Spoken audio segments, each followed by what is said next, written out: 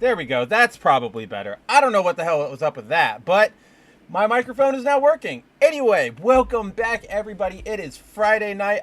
It is another episode of The Good, The Mav, The Ugly. I am your host, Mav, and man, do we have a lot to talk about tonight. There has been the news across just like every medium that we enjoy, whether it's comic books, video games, anime, movies, all of that fun stuff. There's just a bevy of things to talk about this week. As always, if you guys haven't been here before, the format of this particular show is a open roundtable discussion. You know, I want to talk to you guys as much as you guys want to talk to me. So while we have some topics to, highlight during the show tonight, as always, if you guys want to talk about something in particular, just bring it up in the chat, raise it, open, like I said, open forum. We're here today every Friday to kick off the weekend right. As you guys know, have some fun, shake off some of the negativity. We all have to, we all pretty much, I know a lot of us, a lot of the people who watch this stream, myself included, we spend the week waddling through just like the worst news ever, right? Because all of our hobbies are being actively destroyed. So Friday nights, try to give you guys something fun to do and kick off the weekend right. And with that, yeah, let's just dive into the show. Obviously, if you guys saw the thumbnail, the main topic that we're going to be talking about tonight is Zeb Wells' Amazing Spider-Man run. Because, and yes, I know I complain about this all the time, but we had a major issue that had some developments that are just so pants on head stupid. Like, I can't fathom how stupid this writing was in this latest issue. So we're definitely going to talk about that. There's some Gundam merch news that we might touch upon. There's X-Men news. So really, the main topic tonight is Marvel Comics and all the stuff they're sort of putting out. But as always, if there's something you want to talk about, throw it out there. Let me know. We're here to hang out, right? It's an open chat. So with that said, let's kick off the show. Let's get into everything, starting with saying hello to everyone in the chat. The first one, of course, is my boy Andrew, calling this the big gay stream. Absolutely, it is. I'm glad. And you know what? What does that say about you that you're the first one here for? Turn the tables on you like that. We have Zero, my boy, says, I is here watching Viva Frey's vid on Ricada. Yeah, dude. So, yeah, what do I want to say here? The Ricada situation is absolutely wild. I don't even know what I really want to say about this, because it is a really, really just like terse, tense situation. I feel awful for like everybody involved in it. It's really, really heartbreaking to see Nick go down this route, especially because I used to really, really, really, really watch like his content. I used to really like his content. I used to watch it all the time. And all I'll say on the matter is, like, I hope everybody there gets the help they need. Everybody is okay. I'm really concerned about the kids that are in that situation. I haven't really checked out anybody's videos on it. I'm just sort of like letting that play out. I don't really like trafficking in misery, or anything like that. So yeah, that's all I'll really say on the Ricada situation. Is best of luck to him, best of luck to his family. I mean, obviously there's going to be he has to take some responsibility, but man, it is a wild, wild, wild situation. The one thing I did want to mention about it is, I don't know if you guys have seen this, but the Sonichu, if you guys don't know, like Chris Chan and the Sonichu stuff, like that's a rabbit hole to go down. And I'm not going to go down it right now, because it's such a rabbit hole that there's like a 30-part documentary on YouTube that is still actively going about Chris Chan. But basically Chris Chan has these like medals that he makes of Sonichu and sends them out to people or like sells them, and they're actually kind of like legitimately cursed, because you have like when people put them on, their careers, their lives implode. You have Nick doing it now, and you had iDubbbz, the YouTuber, that happened to him before. He put on the Sonichu medal, and that dude just spiraled out of control in his career, in his life, and everything. So suffice to say, don't wear a Sonichu medal. If it ever comes your way, just don't do it. It's not, you don't need to impress your friends. It's not a fun parlor trick, right? Like, I feel like I'm going to be that weird witchy white girl who's always like, oh, don't disturb the spirits, but for like internet paranormal phenomena, like just don't mess with this chaos energy. Let's see. We have Shinkai here. Shinkai, my man. Always a pleasure to see you. Says, how many Spider-Man writers does it take to screw in a light bulb? Just one. The rest are busy trying to screw Spider-Man's life. I don't even know if that one writer could screw in the light bulb, because they would get halfway through it and then get pants overhead full of themselves and go, oh, I want to subvert expectations. I want to do something new. So by the end of, they'd get up there, they'd be installing a light bulb, and then by the time they're done, it's not a light bulb anymore. It's like just a speaker that screams at you at random intervals throughout the night. Like, that's it. I don't trust a Spider-Man writer to produce anything. I mean, what do we have? We have Dan Slott, we have Zeb Wells, we have Greg Weisman, whose book is not doing great right now. Literally, the only people who are allowed to, who are putting out good Spider content are Jonathan Hickman, because he's killing it on Ultimate Spider-Man and the man knows what he's doing. And then I say this a lot, and I don't necessarily consider him a Spider writer, but he's more of like Marvel's cleanup batter, if that makes any sense for people who understand baseball. Basically, okay, so Christos Gage is the other name I want to give, right? So Hickman and Christos Gage are the two people who when I see their name on a book, I go, or like when I see their name on a Spider book, I go, that's it, cool, this is going to be a good story. They have some writing chops. And the thing with Gage is that he's never like the main assigned writer to a line, but he's who Marvel will bring in if there's like a mini series that needs to be done, or they need to wrap up a story point or something like that, where like he's brought in to help the main writer. But the problem is, every time a main writer, or every time he comes in to help a main writer, his stuff ends up being good, like better than the main writers. I will always point to the Superior Spider-Man story, where Dan Slott didn't know what he wanted to do with that idea, right? Dan Slott, I always say this, he's a good idea man, but he has no idea how to execute anything, right? And I point to Superior for that, because I think the whole Superior idea, I will stand by it. I think it's cool. I thought it was a unique thing we hadn't really seen before. Let's go for it. This is a twist. I'm in for this. And Slott couldn't deliver because he had to make everybody. In order for Slott to make his Superior stories work, he had to write everybody else in universe as the dumbest people possible. And by that, out of character, super dumb.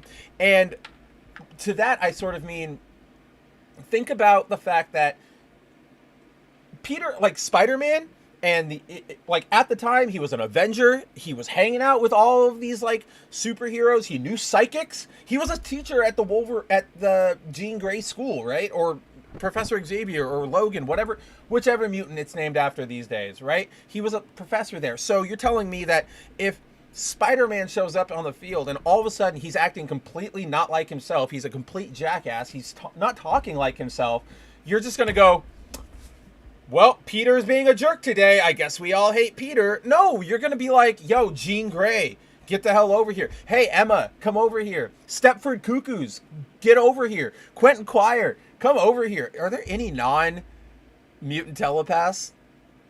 I'm sure in Marvel, at least, there's got to be. I'm just not blanking, or I'm not thinking of them.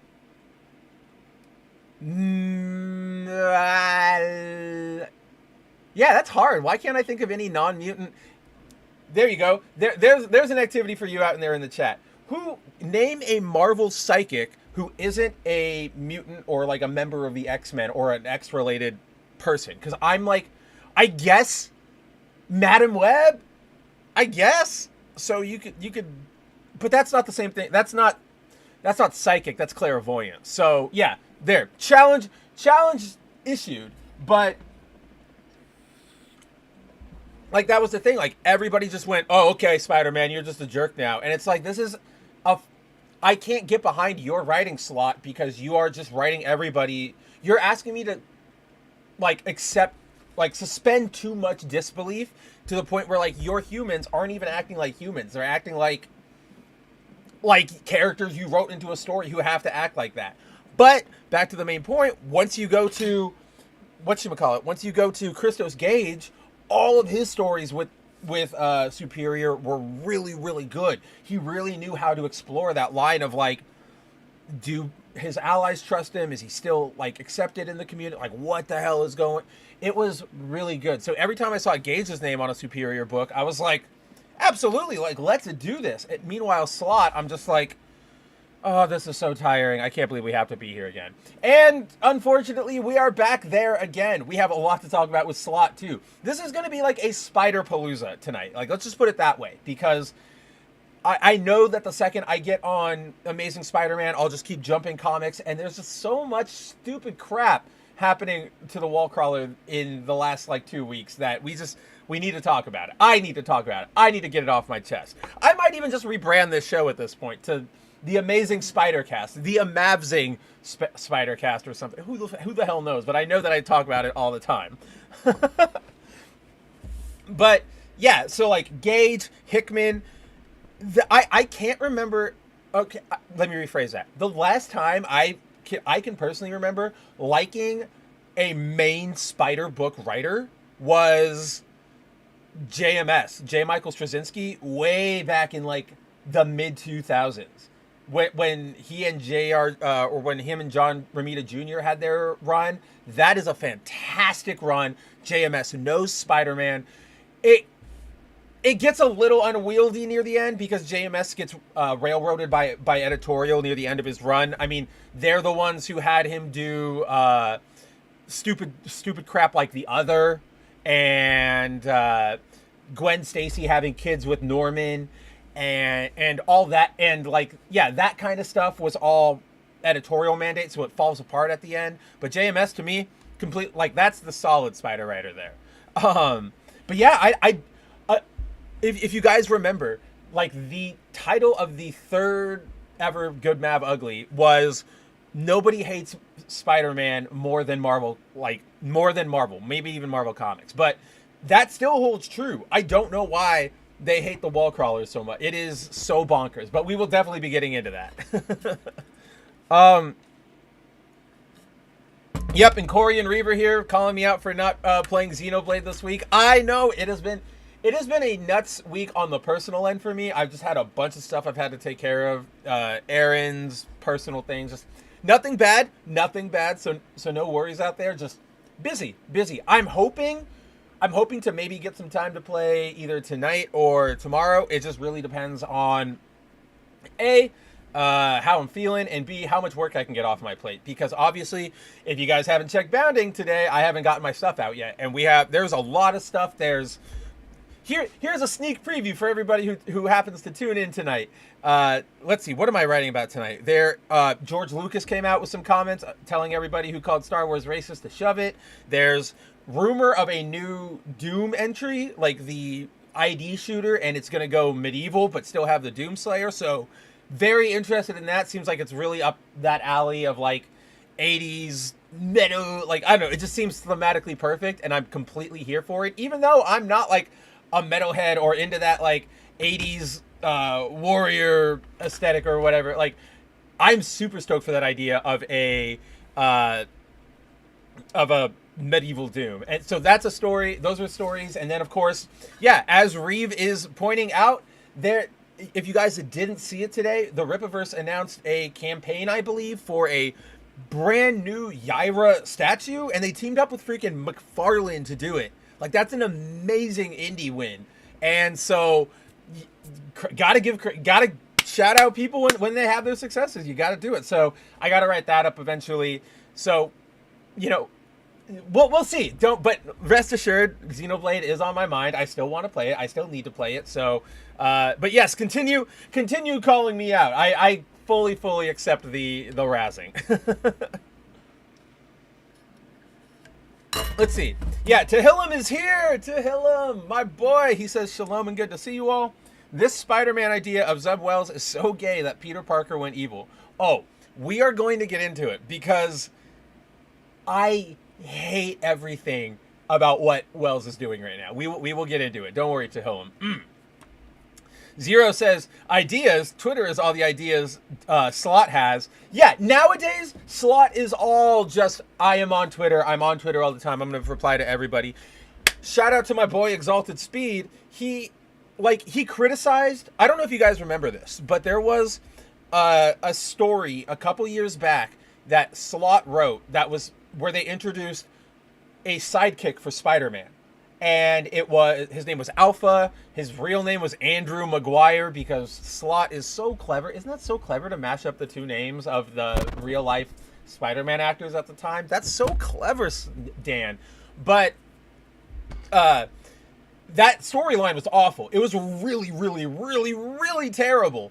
And Exalted Speed was talking about it and just calling it out and being like, I didn't really like it. And Dan Slott, who has blocked Speed, went and created a burner account to go yell at Slott or at Speed in like a multi-tweet thread about like, oh no, you don't understand what happened. It was always meant to be stupid. And it's like, if you go read it all, Slott has some points and I get it, but at the same time, like, why are you such a big baby? Why do you have to go out and name search yourself? That's the only reason he found Speed's like tweet. He wasn't just, you can't set up a Google alert for the word alpha. Otherwise, you're going to get 900 million alerts in like 20 seconds. So it's just like, yeah, Slott, Slott is just internet obsessed or Twitter obsessed specifically. And like, again, he has good ideas, but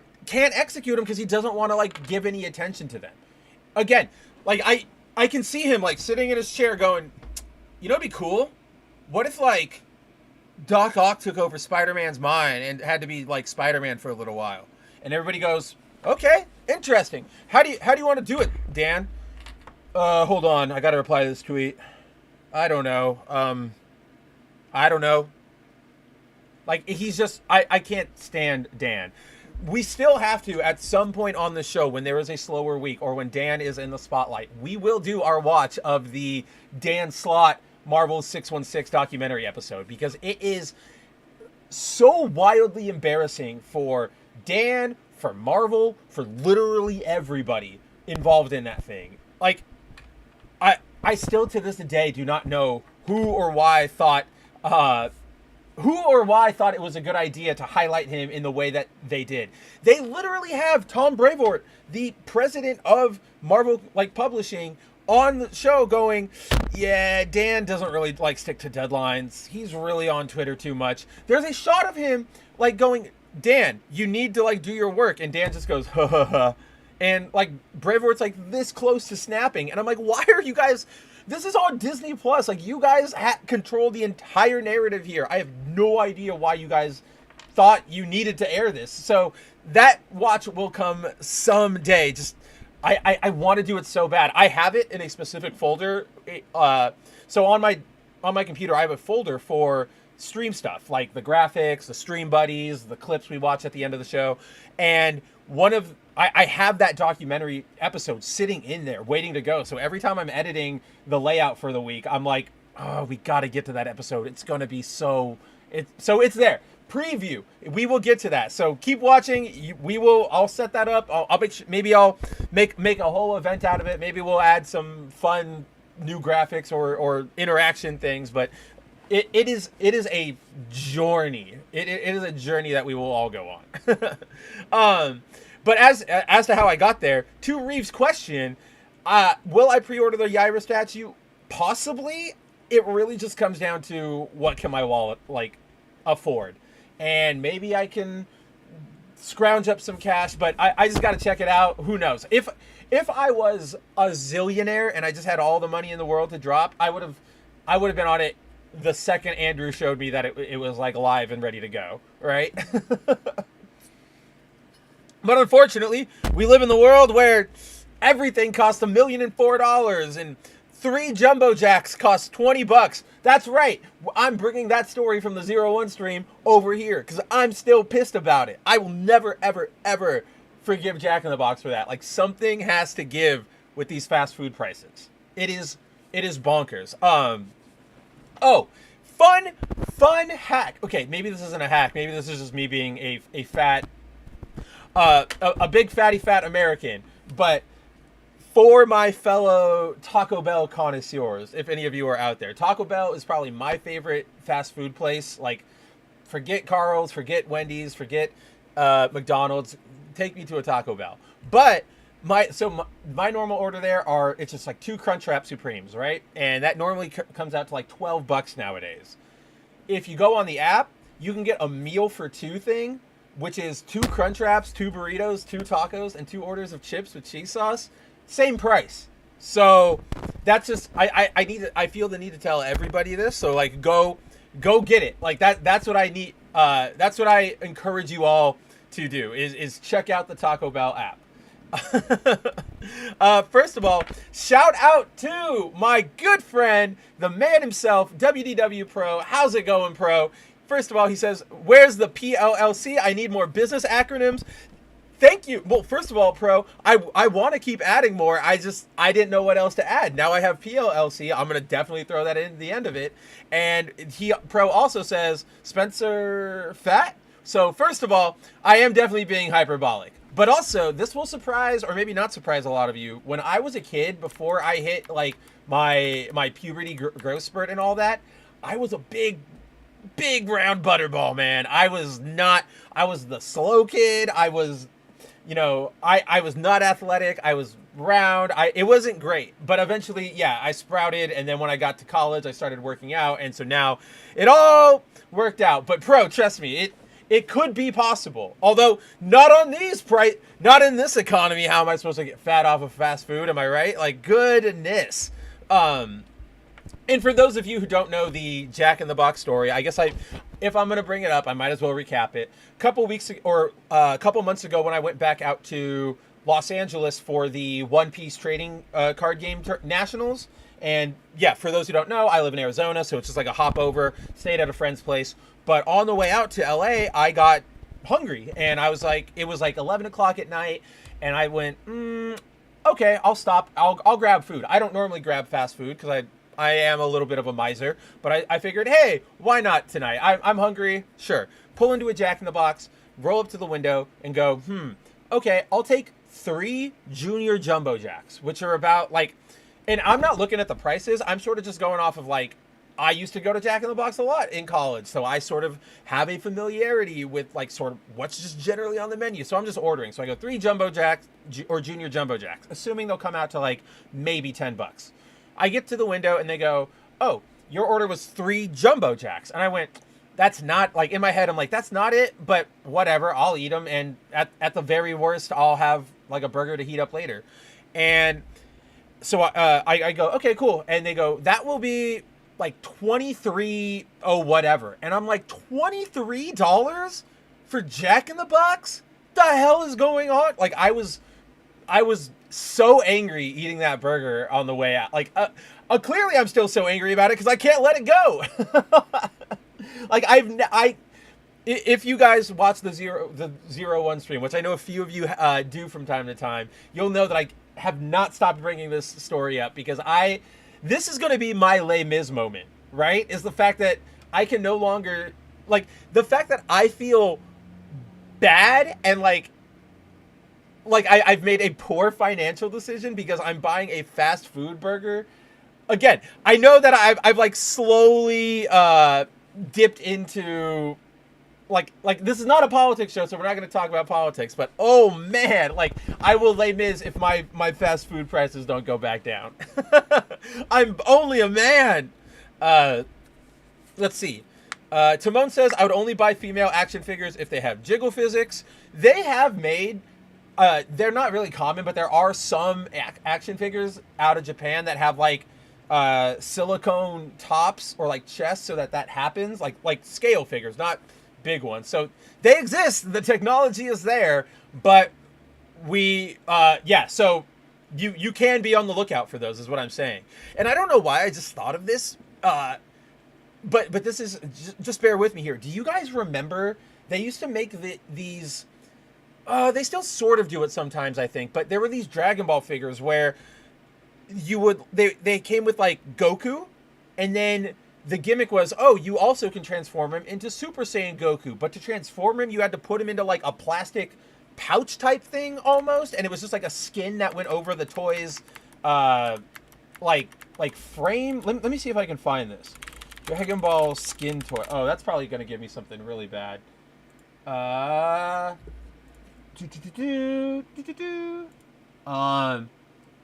Oh goodness, somebody actually put it up. Cool. Secret. Yeah. All right, we're gonna jump over to the window right there. Let's see.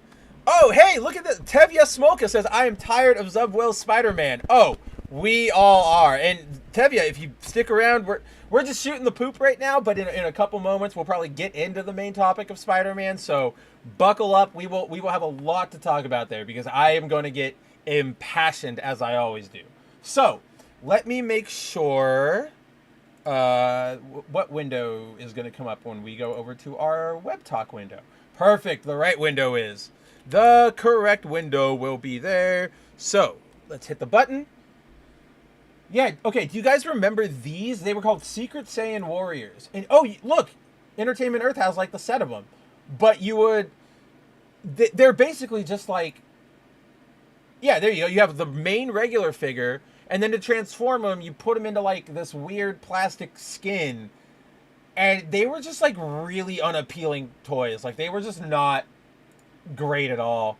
This Boo one looks a little fine, but like that's what it is. Their skins look like Stretch Armstrong. That's what it's reminding me of, because there's this weird lack of detail. I don't know. American Dragon Ball figures are not great. I think I believe it was on this show. Oh man, that one's losing his arm. This one you can go from regular Gohan to future Gohan. Look at that. What an advancement in toy technology. But we've talked before on this show about the Dragon Stars toys, the current line of Dragon Ball toys that are going out in the US, you know, like the ones that go on like Target shelves or Walmart, and they're just not great. Yeah, exactly, Timon. No arm. No, doing the best, doing his best future Gohan impression. Like these guys are just, I know we've all looked at these before and they're fine, but there's something that's just off. These are the best we've gotten in America, but they're still not great, especially when you get down to like the Saiyans. There's something weird about Goku's face there. Here, we can zoom in. Like something's weird about Goku's face, and you can really see just the general low quality of everything. The pegs are visible on the shoulders. You can see the seams of the like body mold, like where they fuse together. Again, we're gonna bring out at this point he might as well be my co-host, right? But here's the figure arts for let me bring up my face for Super Saiyan 4 Goku, and like no visible pegs on his like I mean, obviously you see the joints because that's like a little unavoidable, but no visible pegs. When I turn him to the side, you don't see like the seam on his body from where the chest mold was like put together. And yes, admittedly, figure arts are a little more pricey and thus a little higher quality than Dragon Stars. But what I'm saying is the technology exists. I'm sure they could get some used mold or whatever where you didn't have to put the joints so very, very, very visible. Let's see. And let's stop by here real quick before we keep going with the chat, because obviously you can see our stream buddy for tonight is Magic, the sword-wielding like demon queen of the X-Men, I guess is the best way you can put it.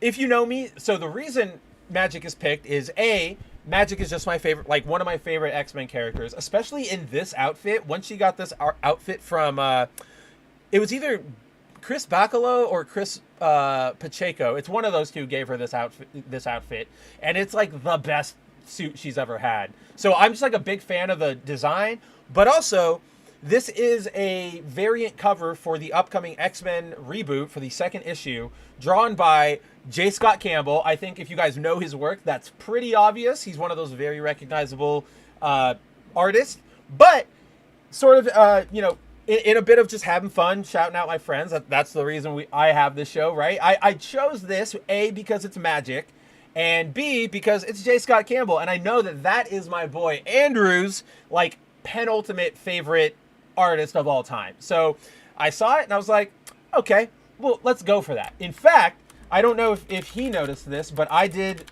let's see, I did the same thing here when I wrote this article about Silk Spider Society. I specifically chose a JMS variant because I'm like, that'll be for my guy Andrew. That's for him. I know I can give a little shout out. So yeah, that's who's hanging out with us tonight. I really it's a really good piece of art. I love the color. I love everything about it. So sometimes the stream buddies are just there because I like it. Sometimes you don't have to get any deeper than that. Let's see. Yeah, Timon says, and yet they are still expensive. I know, the Dragon Stars toys are like... Here's the Goku listing. Well, he's super... I guess he's on super sale. But normally they're like $20 for what we just looked at. And it's like... getting a little pricey there. I don't know. I'm not a fan of these releases. Here, you can even see them like in person. They just feel cheap. And it just doesn't inspire me with a lot of confidence. I sort of am like, if I were to buy a Dragon Ball toy, I feel like I would just spend the extra 20 to double up and buy like a Figuarts or the like Band Presto statue series that they do, like the claw machine the capsule prize toys, right? Or the claw prize, the UFO prize prizes. I don't know why it took me so long to get to there, but the UFO prize like figures, those look fantastic all the time, and they're only like $20, and they're highly detailed. They're already posed. I would pay maybe like $12-15 for a Dragon Stars figure. Like, honestly, this Goku price is probably fair for what it is, but over that, I think you're charging way too much. And then, yeah, of course, Timon points out 13 times 5 times 2, 130 Brazilian bucks. And like, hey, I know. I again, our heart goes out to Timon. I'm going to start an official, I'm going to make like a graphic and everything. So every time Timon brings up prices, we can throw up a link to donate to buy his nephew a reasonably priced Dragon Ball toy here in like America and ship it to Timon and circumvent all of that crap, because there's got to be a way around it, because I just refuse. I reject Brazil's what is it, Timon? Like, if it's over $150 or something, or over $50 and you import it, you have to pay double. Like, no thank you. Like, that alone makes me want to go Les Miserables. Get a job? Who's telling me to get a job? Andrew, I have a job. I am a hard-hitting journalist on the best comic book news site on the internet. That is my job. Everybody knows it. Everybody loves it. Ravul is here. Ravul, my boy, how's it going, amigo? We missed you on Wednesday over on the 01 stream. We were actually talking a fair bit about Gundam. And Josh is like, where's Ravul? This will be perfect for him. So Ravul says, Anime Girl mouse pads from Japan are amazing. The Azure Lane Casino mouse pad is incredible. Dude, I've never bought, so what Ravul's talking about is what we all know. It's like the big Opie mouse pads where they have the silicone like gel things for you to rest your hands on. And yeah, they're ridiculous, and yeah, they're on the more like risque side, but you know what? They're really, really, really stupid comfy. I have a friend who, she has like a couple of them, like for like of male and female characters, but every time I use them, I'm always like, dude, this feels so great. Like, why don't I have one of these for myself? Like, I definitely should pick one of these up, and I just never get around to it. Volume Dealer is here saying, Red Beard. Yeah, I told you guys, it is still here. It is still coming in. Man, see, like, wouldn't that be weird if I just had a mustache and it's like that red? I'm looking like Guy Gardner over here. I'm straight up looking like Red Lantern Guy Gardner. Like this is what I'm starting to. Not the mustache one. Where's the beard one? I need him with his beard, and then the comparison will make more sense. Otherwise, I'm just looking stupid. Well, there's part of it with the beard. But yeah, like, I'm definitely going Red Lantern Guy Gardner lately. And, oh, there he is. That was really easy. Why wasn't that, like, right there? Now it just, except I unfortunately just recently cut my hair, so now I can't let it, like, go down. I do not have a red pedo stash, Eccentric. I mean, no, how dare you? I look like, I don't know what I look like. I don't look like I don't think I do. How do you host a poll? Like, I guess, chat, drop a comment in the chat. Let, settle this debate for me and Banana, the bastard. Let's see. Shinkai says, oh, those mouse pads have hopes and dreams. What is funny, a blind YouTuber I watched said a fan sent him one. He doesn't even like anime, which was funny. That is pretty hilarious. I bet he likes it. Like, they're really, really good. Those hopes and dreams keep my wrist afloat. And again, like, I am a particular sucker for ergonomic things for wrists and hands and stuff because I'm an artist. Like, I draw, I play music, like I play guitar. Of course, I write for Bounding every day. And then aside from that, I play video games. So my wrists are going to be... Oh, and then, like, aside from all of the constant activity they get, I have, like, 700 different sports and roughhousing injuries to them where they're beyond destroyed at this point. Like, as soon as I can get robo-hand transplants, like in Futurama, I'm signing up because my wrists are destroyed. So anytime something like ergonomic like that pops up, I'm always like, oh, it's my, like, I love this thing. I'm obsessed with it. I want it now. Timon says, if the mustache connects to the beard, it's not pedo. Thank you. That's what I'm saying, right? Like, I would have to, yeah, I'd have to, like, this. All this, if it was just this. There, yeah, that, now we're talking a little weird. Now we're talking... If I did this, I feel like every hipster who frequented the music scenes I was in when I was younger. And I don't like that. Let's see. Volume Dealer said... Oh, yeah. I mean, yeah, Volume Dealer is here. Our boy. He says... Oh, there it is. Why is Sucker Punch hated on? It's a popcorn flick. And he's talking about the Zack Snyder Sucker Punch here. Let's do it.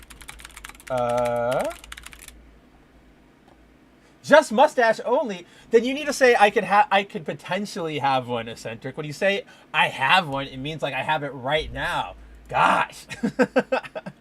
So yeah, if you guys don't remember, Sucker Punch is basically, honestly, the best way I can describe it is Zack Snyder making a real life anime.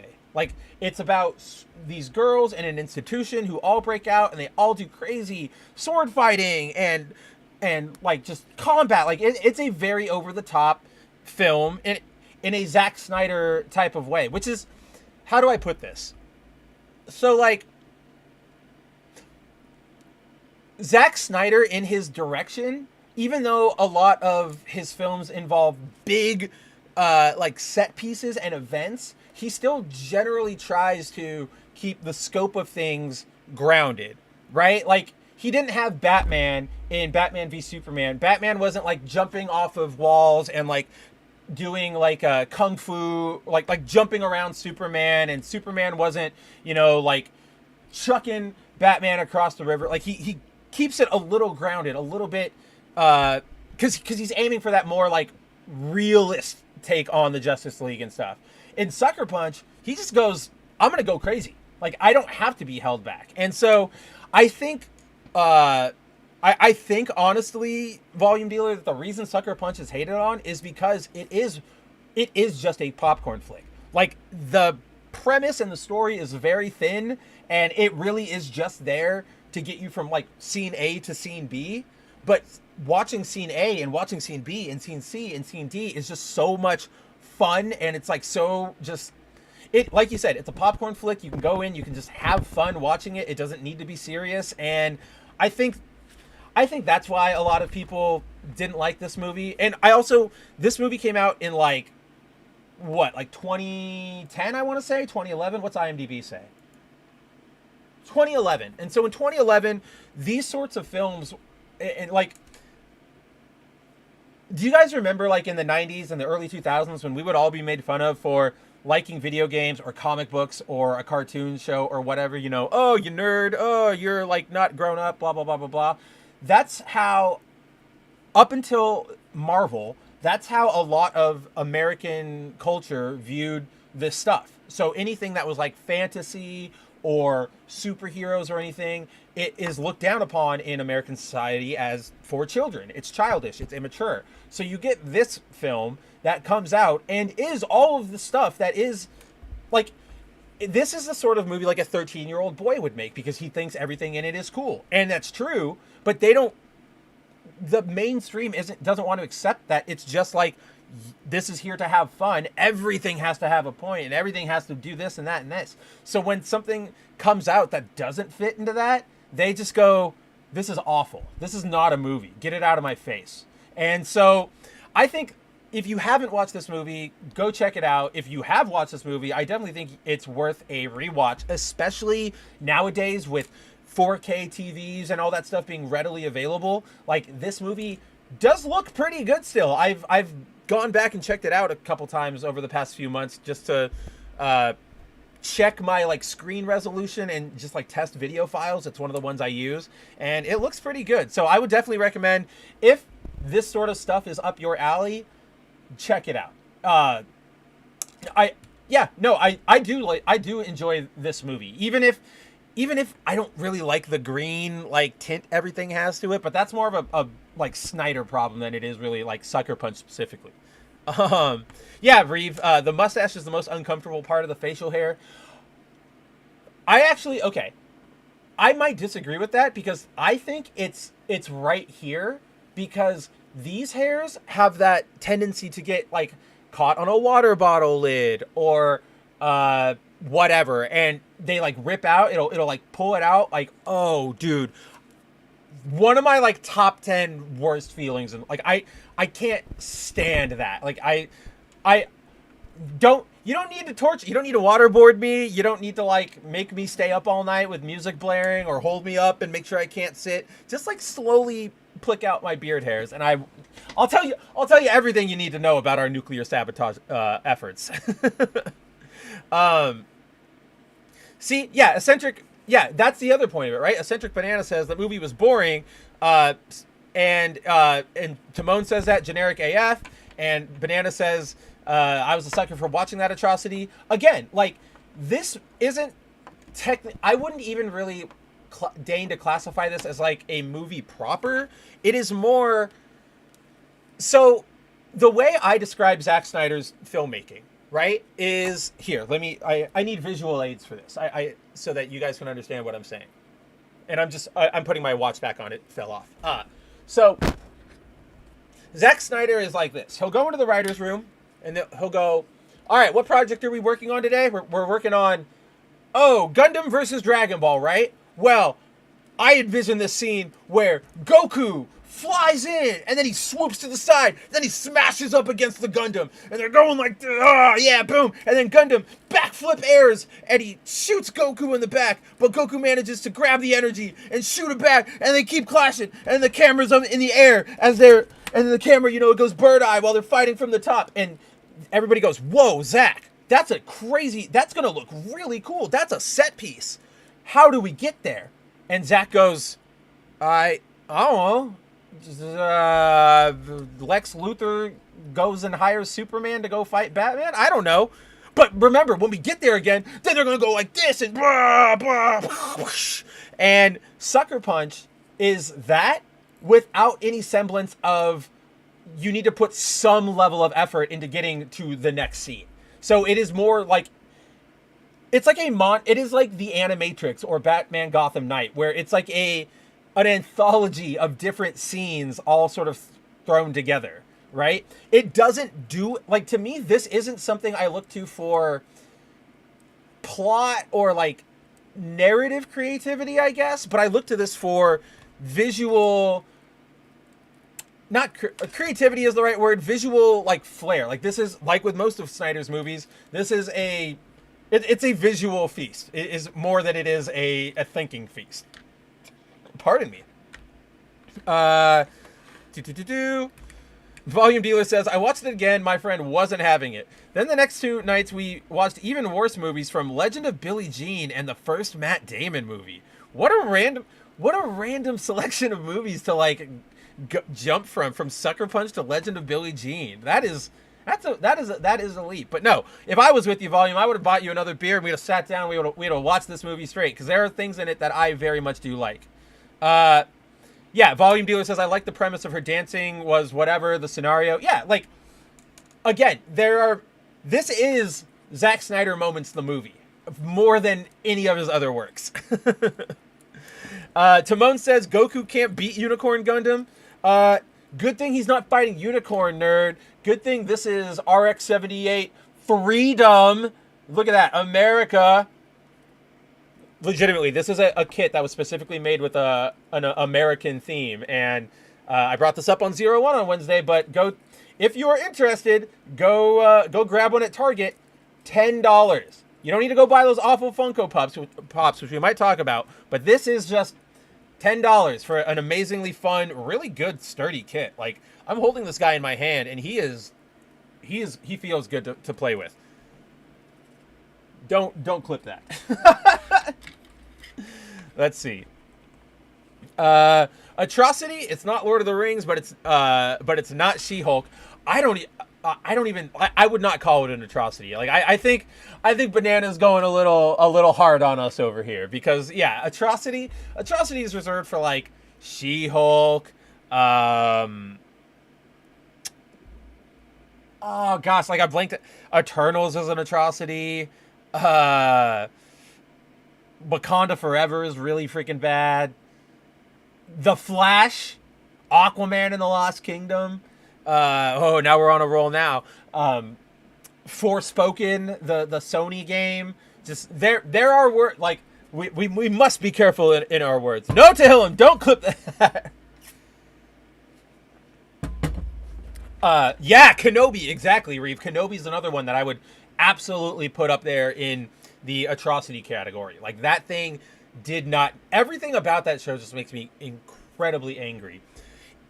I still see... Again, one of the main rules of this show is I don't like talking about Star Wars here, because I hate Star Wars nowadays and everybody else talks about it. But I do need to bring up that I have been seeing so many defenders of the Obi-Wan taking out Leia under his coat scene. Like, in like the last 2 weeks. I don't know where they're coming from or why they're talking about it now, but everybody is back on, oh no, this scene totally makes sense and fits within the mythos of Star Wars. And I'm like, this is why I don't talk about it. This is why I don't care about Star Wars anymore. This is why I haven't watched any of the stuff you've put out, because it's just so stupid. Oh yeah, and then Ravul says Goku versus Turn A Gundam. So, honestly, Ravul, even though I was joking up there about, it's not the same Gundam, I genuinely think if they're going head to head, and most, like, Turn A Gundam and Unicorn Gundam can definitely take Goku, because that relies on, like, the channeling of, like, the new type energy, and it sort of is their own Super Saiyan form. But I sort of have to... maybe not Turn A, but like Unicorn, all the Gundams are going to fall to Goku's speed. He's just too fast, especially if he's Super Saiyan 4. Like, Turn A might be able to keep up with him, right? But most everybody else is going to get completely just like ripped apart in 2 seconds, because he's just... Imagine if you encountered a fly with the strength of the Hulk, right? So we're sitting here right now and I'm like, hey everybody, welcome to the Goosh! Oh, my finger's gone. What's going? Goosh! Like, like, that's, like, what's happening? I don't, like, that's what Goku would be doing to them. Yeah, exactly, Reeve. Even the Leia actress thought it's weird. But I'm still seeing grown adults going, no, this makes sense. This speaks to how, and I'm just like, no, it doesn't speak to anything except how dumb Disney is. Timon says that American Gundam is for space only. If it tries to land, it will blast into the ground because it can't convert feet to meters. Look, that's why we have these, all right? That's why I have a cell phone, so that I can plug it in and go, hey, convert that crap for me. I don't know it. um, Volume Dealer said, "Oh, I just saw Aquaman. There was so much CGI." Yeah, like I can't stand Aquaman. That is a bad movie. I I say this a lot, or I bring this up a lot whenever the topic comes up. But the first Aquaman movie is like one of the main example, or one of the first examples I can think of like watching a movie, like in even a superhero movie, and going like, there's too much here. Like, this is just, I'm overwhelmed here. And that it's during the end of Aquaman 1 when they have like the big epic fight with all the crabs and sea monsters. I'm like, there's just too much. Like, I am overwhelmed. This is noise. I need this to be over. And I felt it again in number 2. I'm just like, why do you guys throw everything on screen at once? The comparison I like to bring up is, remember the meme about here, I can actually just pull it up. Like, this is what I think of. This old video, like, this is one of my favorite memes of all time. I definitely know we talked about this meme during the Kill the Justice League debacle, but this is what that movie feels like to me. Like, it's just so cluttered, or the Aquaman movies are just like so cluttered. There's everything on screen. 4 million things are happening that they expect you to follow at all times, and it's just like, I'm not here for this. Like, no, like, just no. The only other movie I can genuinely think of where I felt that the CGI was too much and I needed to take a break was Zack Snyder's Justice League. I made it 2 hours into that movie, and I, for the first time in my life, went, I'm getting a headache from all of the noise, the CGI noise. So I had to like go back to it. It was really, really bad. Let's see. Reeve says, and Star Wars has been uploading a video every single day for almost 2 weeks for The Acolyte. I don't recall them doing that for any of the other shows. Because they didn't. The Acolyte, right now, we are in a spot where Marvel, or where Disney in general, needs to show up or they're finished with their franchises, right? And we've talked about this before in terms of Marvel, but like, we've gone through years of Disney running these franchises into the ground. So Marvel is all but exhausted. Star Wars is beyond dead. Pixar is a shell of its former self. That's what they've done over these forever how long they've done it. And as we saw last year with the cratering returns on Ant-Man and the Wasp and Disney Plus and everything, they are like, fans and audiences have grown wise to the fact that Disney isn't good, that they don't care about their product, that they're just crapping stuff out there. Like, it is a normie opinion now to go, ugh, Star Wars is kind of bad. Disney doesn't really know what to do. That is a mainstream opinion, and that is bad. When I go out to meet friends who don't hang out on the internet and are busy raising children and having real life careers, and they go, Spencer, what'd you think of that last Star Wars series? Yeah, we thought it was really, really bad too. We don't know what's going on with the franchise. You are in trouble, my friends. You are in trouble. So in this spot, they are at their lows. They need whatever comes next to blow everybody away. So Acolyte needs to do well for them. Otherwise, they're in serious, serious trouble. Captain America Brave New World needs to do good for them. Otherwise, they're in serious, serious, serious trouble. And I don't really have it in. I don't trust them to do it well. And I think that's what it is, right? Reeve, they're just astroturfing. Make sure everybody knows about the Acolyte. Everybody knows it's coming. Yada, yada, yada, yada. But at this point, I don't think anybody cares. I really, really am not seeing anybody care about it. Yeah, no, Reeve says, don't mean to keep bringing up Star Wars, but it infuriates me. Oh, dude. Again, if you guys want to bring it up, you guys want to talk about it, absolutely. I'm just saying, like, I will never make it a topic of the show. But Reeve, like you're not alone in feeling that way, because that's how I feel too. I loved Star Wars as a kid. Like, this is how I feel about Star Wars now, which is I loved that movie, the series as a kid. Like, the original trilogy was one of those ones where I used to watch that VHS on repeat every weekend, and I would keep, It was like those 3 movies and the Mighty Morphin Power Rangers movies. And then when I got older, like I loved the toys. I bought all the toys, all the video games, the comics, I was there for the prequels when they all came out. I loved Star Wars. And then I just, like, nowadays, just everything it's become, I hate it to the point where I don't even want to, like, engage. I have a hard time watching the old movies now because I'm like, I just know where this all leads. And it's so depressing. Like, Disney Star Wars is, we can put that in the atrocity ranking because it absolutely is. And yeah, Zero says, Zack Snyder is completely unable to process anything that's not violence and slow motion.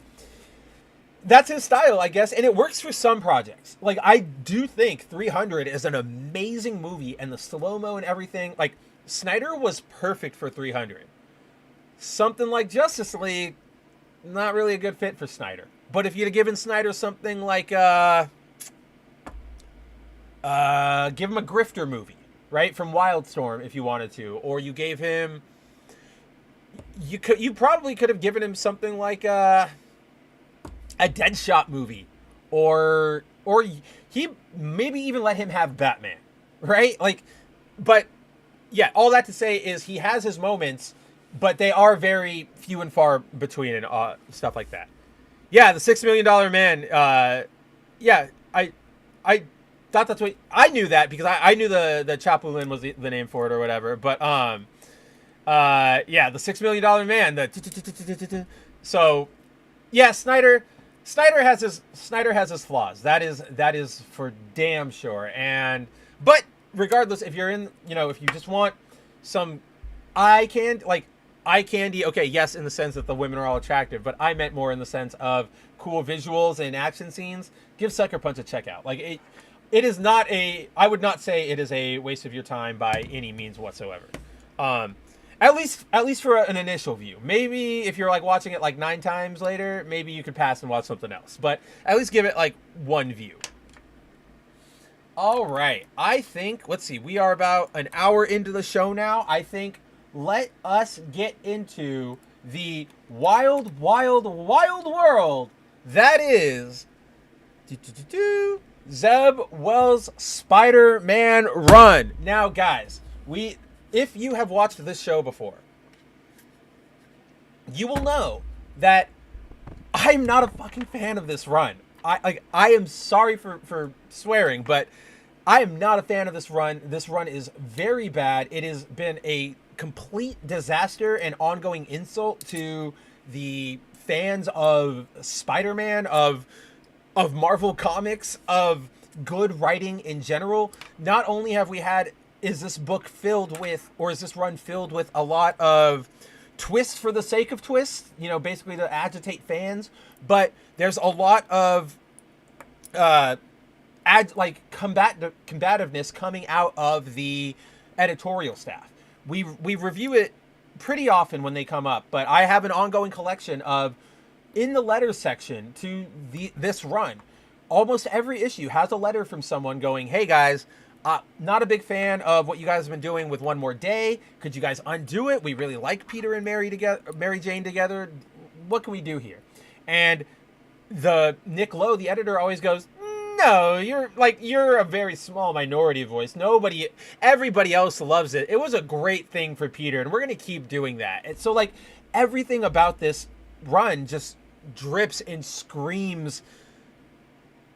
It doesn't scream like I wanted to write Spider-Man. It screams like I wanted to write my version of Spider-Man. And Wells's version of Spider-Man is very, very boring and very, very predictable. And that is how we have gotten to this point right here.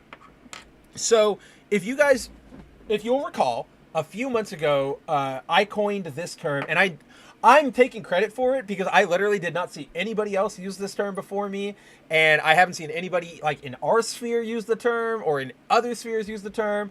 But a couple months ago, they did this awful story where basically, long story short, and I'm condensing a lot of things, but in current continuity, Norman Osborn has had his sins removed from him by Harry, who was kindred, like a supernatural demonic entity, and he was a good guy.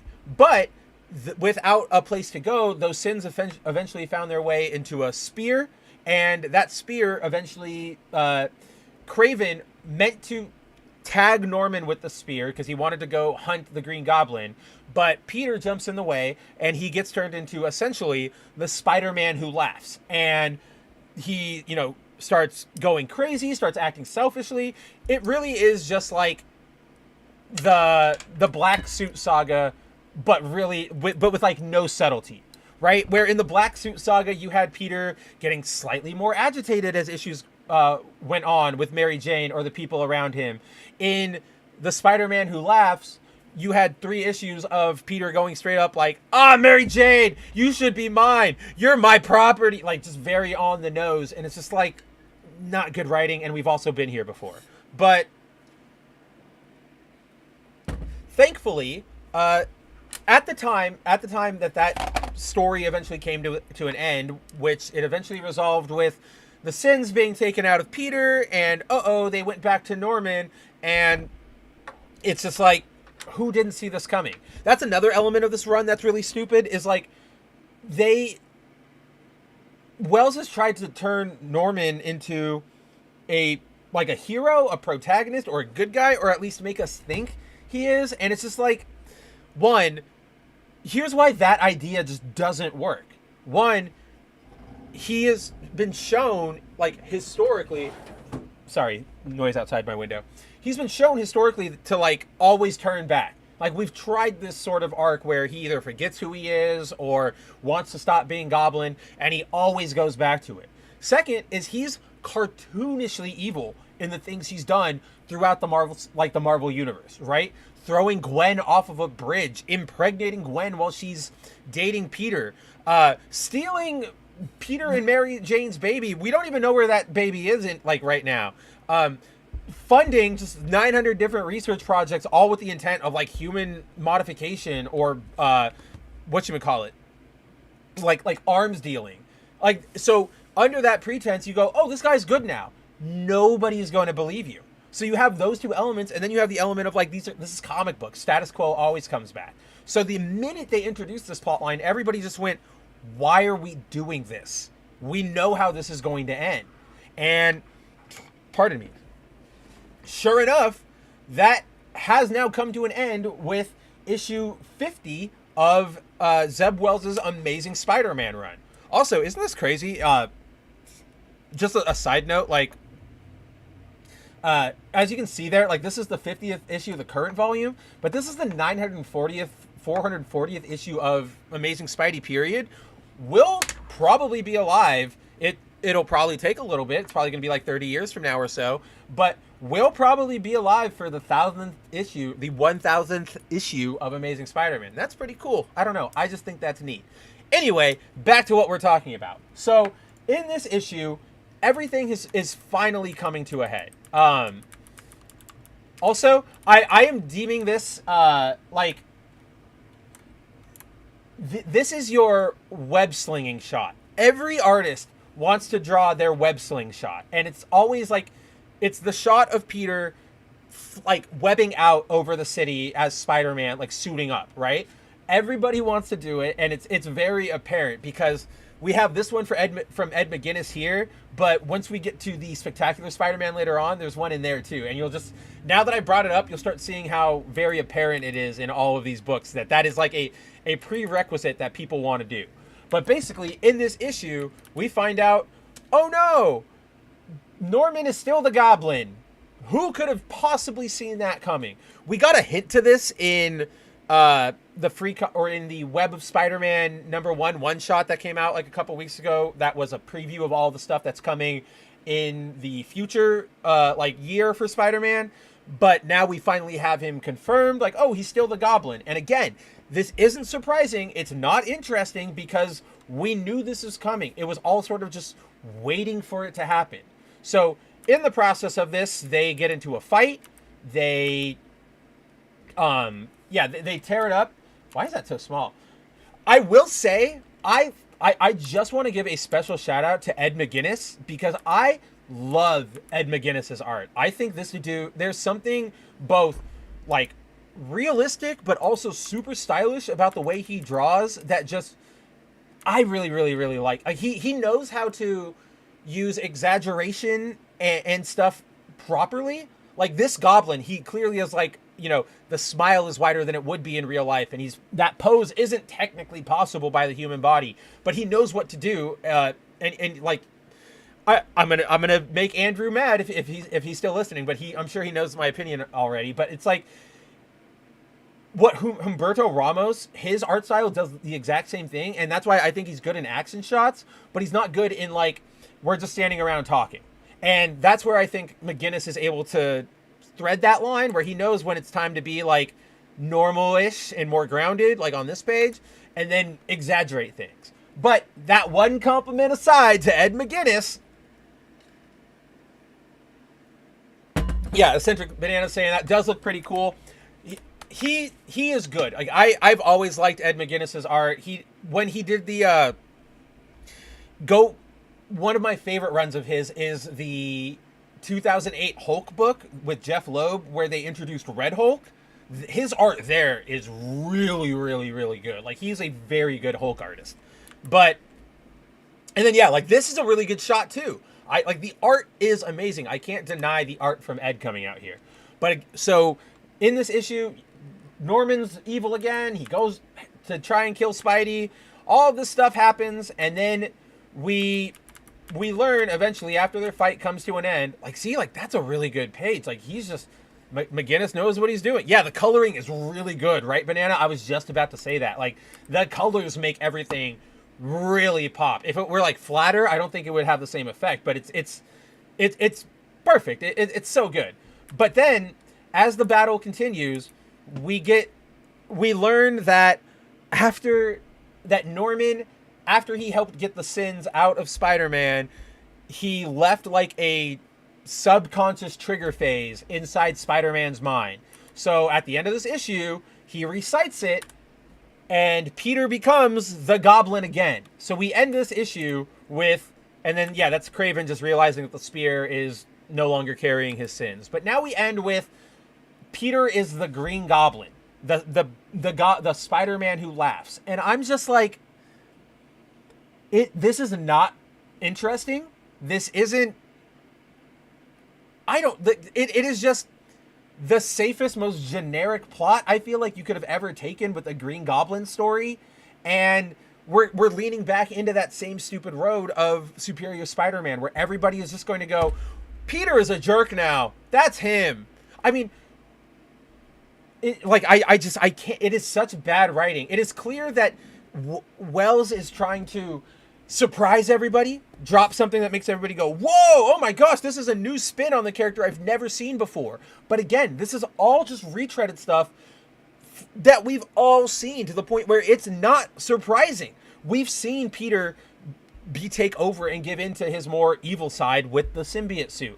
We've seen Norman try to become a good guy multiple times. We've seen Spider-Man try to try to help rehabilitate a villain multiple times. Like, there's nothing Wells is doing here that is interesting, and frankly, it's insulting to the intelligence of Spider-Man readers, right? Again, who said it here? Shinkai pointed it out. Norman Osborn could make Dio from JoJo's Bizarre Adventure blush, and with the just insane amount of cartoonish level crap he has done. And it's true. Like, Norman is literally, I have no better descriptor. He is cartoonishly evil. He is so evil that, like, he hurts like babies. Like the Green Goblin attacks children. Like, I don't know what more. He kicks puppies. There is literally a page. I know this page. I can see it in my head. Oh, is it not him? Never mind. I don't remember what villain it is. There's a spider villain who kicks a puppy, and it's like on panel. But like, this is sort of the same level of, imagine if DC came out with a solicit tomorrow and said, guess what, everybody? The Joker is good now. All of his insanity is gone. Now he's going to be an ally to Batman. He's going to work at Wayne Industries. He's going to help out in the Batcave. Your newest Bat family member is the Joker. Everybody out there, absolutely every single one of you who has more than 3 brain cells would go, that's a gimmick. That's not lasting. And it's dumb that you try to put it over on us that it is lasting. These stories only work with characters who are sort of on the fringe.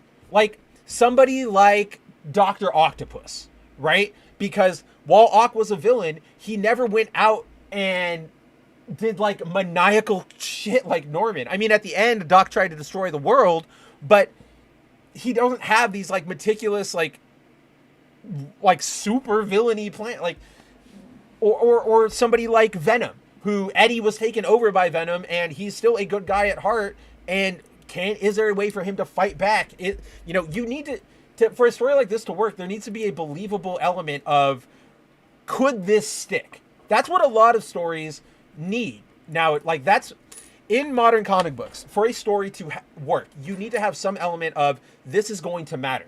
A lot of stuff doesn't matter. It has been a running joke in comic book fandom since like the mid 90s that, oh, don't worry about that change to your character. They'll get reset with a reboot, right? Like there'll be a reboot in 5 years and it'll be gone.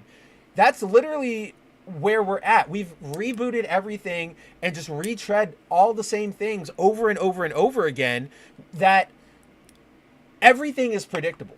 I can predict how 90% of comic books are going to play out, and then like 2% maybe genuinely surprise me, and then the other like 8% or 3%, 5%, whatever number is left in my statistic, is just like, I didn't see it coming because you blatantly, intentionally told us to go left and then at the end said right. Like you didn't hint, you just said, oh, no, this is what's happening, and then went, haha, no, it's not. And it's like, that's not good writing. You just lied to us.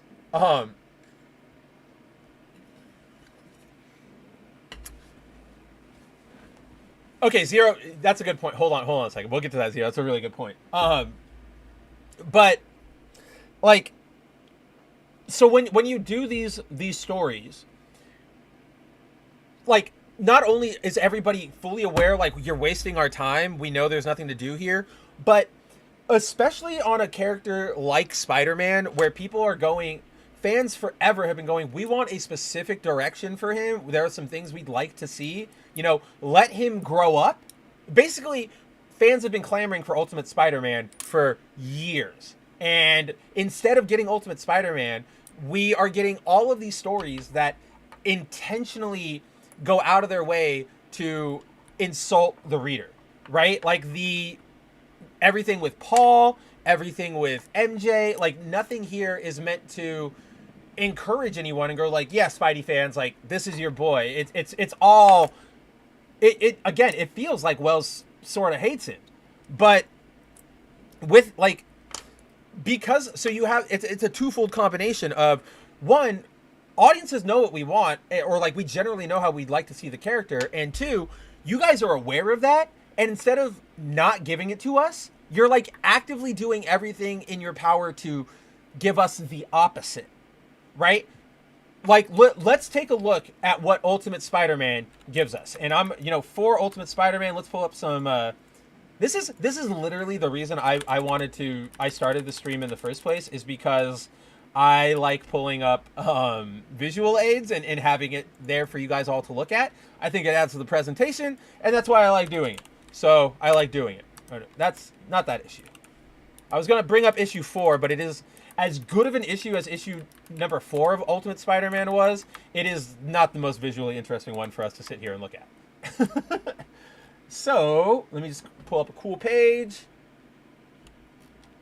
Yeah, this one, this splash page works. Woo! So like, look at Ultimate Spider-Man, right? Ultimate Spider-Man has Peter. He's grown up. He's older. He's married to MJ with kids. He has like, he still helps people. He is still himself, but now he is learning he's aware of his responsibilities. He's trying. What am I trying to say here? In this book, Peter is growing. He's maturing. We're allowed to see him develop as a human being, and that's what we've all been sort of clamoring for a while. Long-term comic book fans out there know that one of the biggest problems is that none of these characters are allowed to grow because they have to be reset in the next 3 years. There's a movie coming out. Don't expect any of this to stick because we got to get back to the pop culture, like, established version of the character. Otherwise, nobody's really going to care. And so Ultimate Spider-Man is giving us all of this. It's giving us all the stuff we've wanted to see. Meanwhile, you know, Peter learning to be, true heroism in a time where all the narratives are, oh, maybe the bad guys aren't so bad. A loving father at a time when, you know, family life is rough and it's hard. And I'm not saying that as like some like Cath Trad person. You guys know me. I'm very, very centrist in my leanings. So it is objectively rough out there for families. Families break all the time. There's not good support systems. It's rough. And so to see that from Peter is something we've always wanted. To see him be a little happy, to see him, being a hero. And then you go over to Amazing, and what's happening with Amazing? Oh, well, Peter and MJ are broken up again for absolutely no reason. For the dumbest plot point of all time.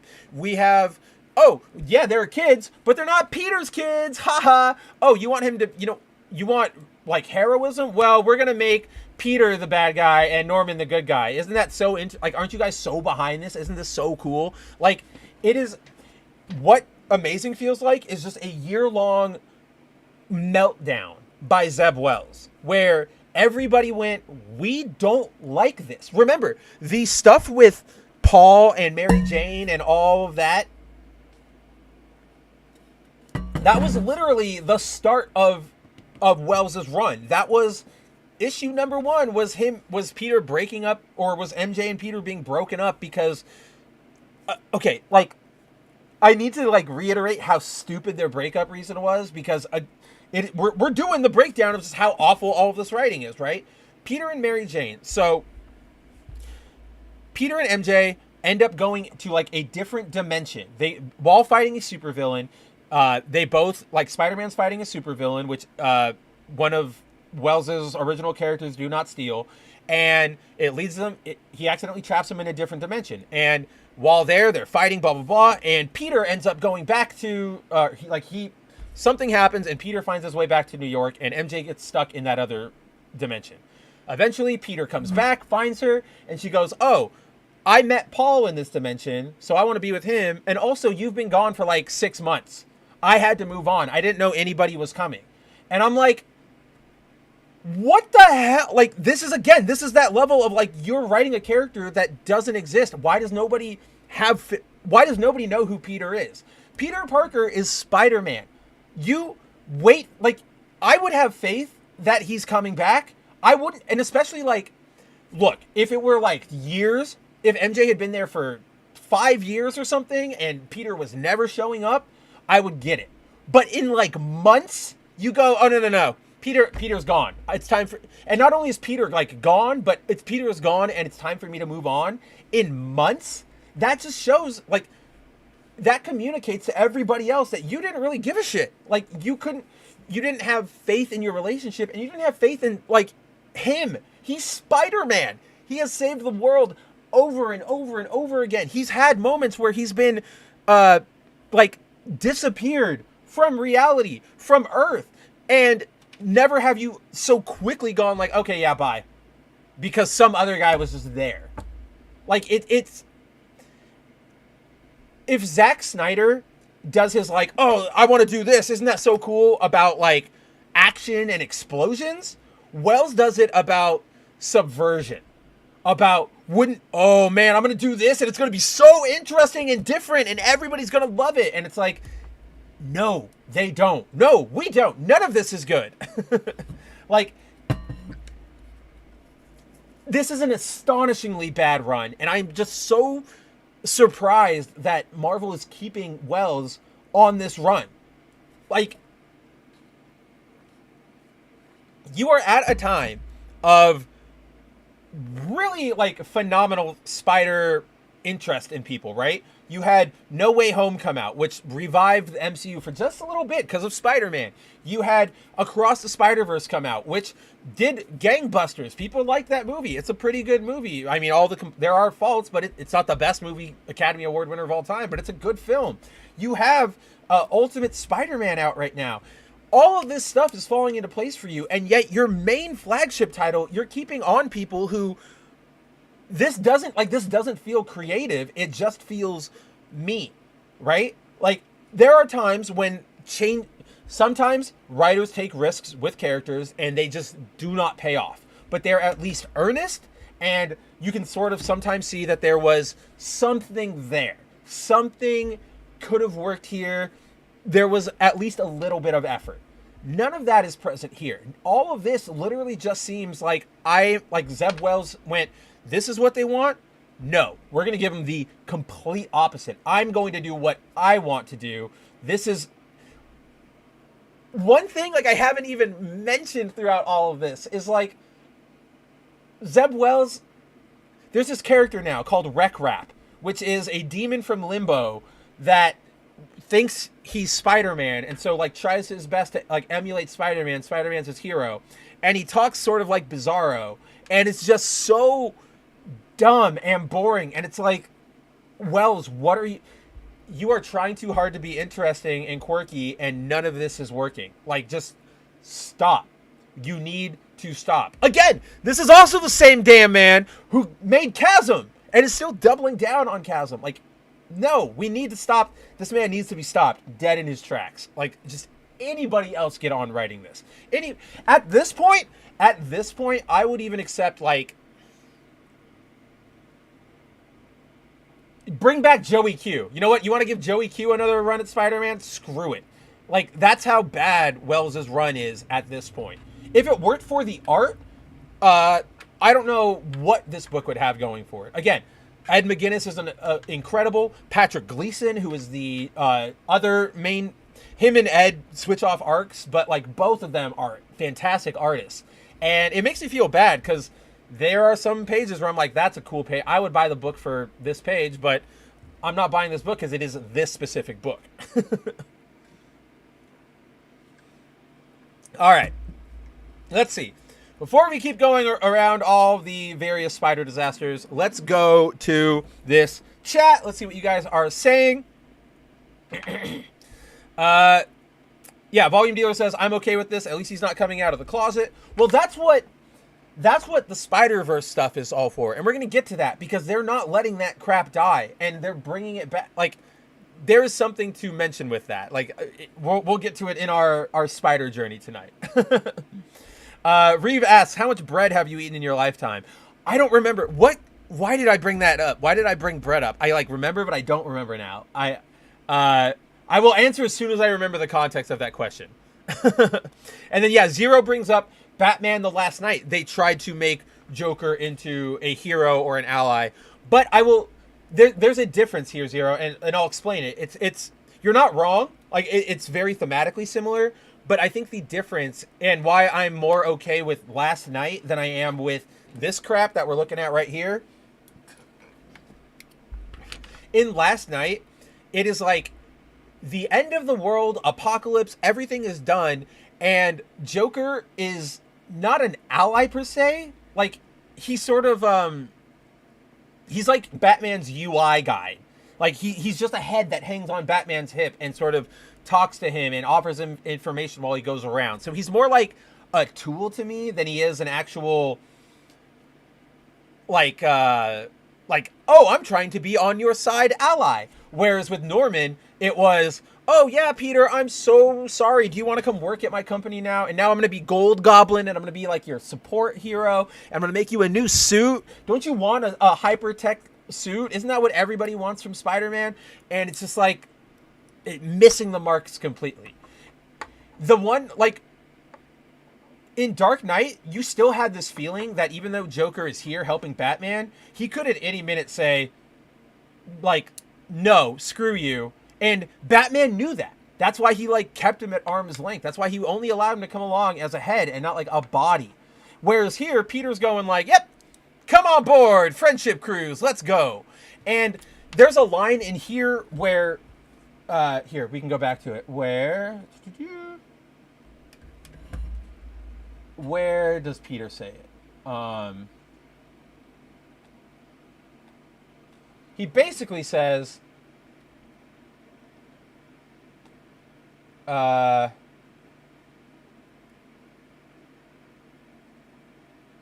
yeah, right here. Why do you think I took this job? No matter what I said, no matter how hard I tried, I never trusted you. And that feels like a backpedal.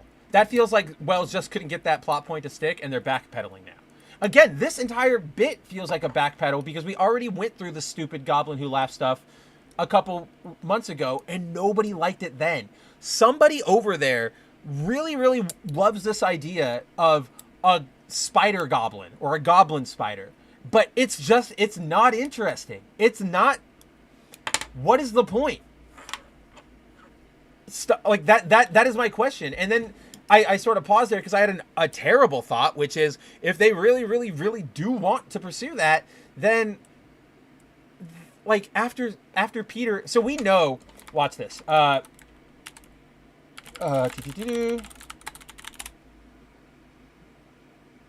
Where is it? Wait a tick. Oh, it might be this issue.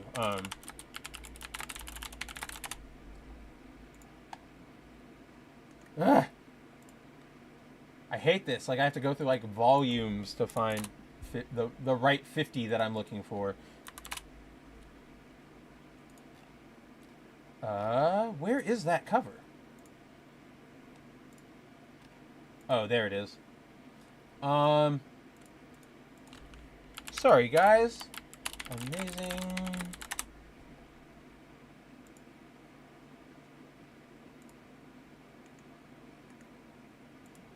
Okay. Why are you all blocking me? My VPN is fine. Leave me alone.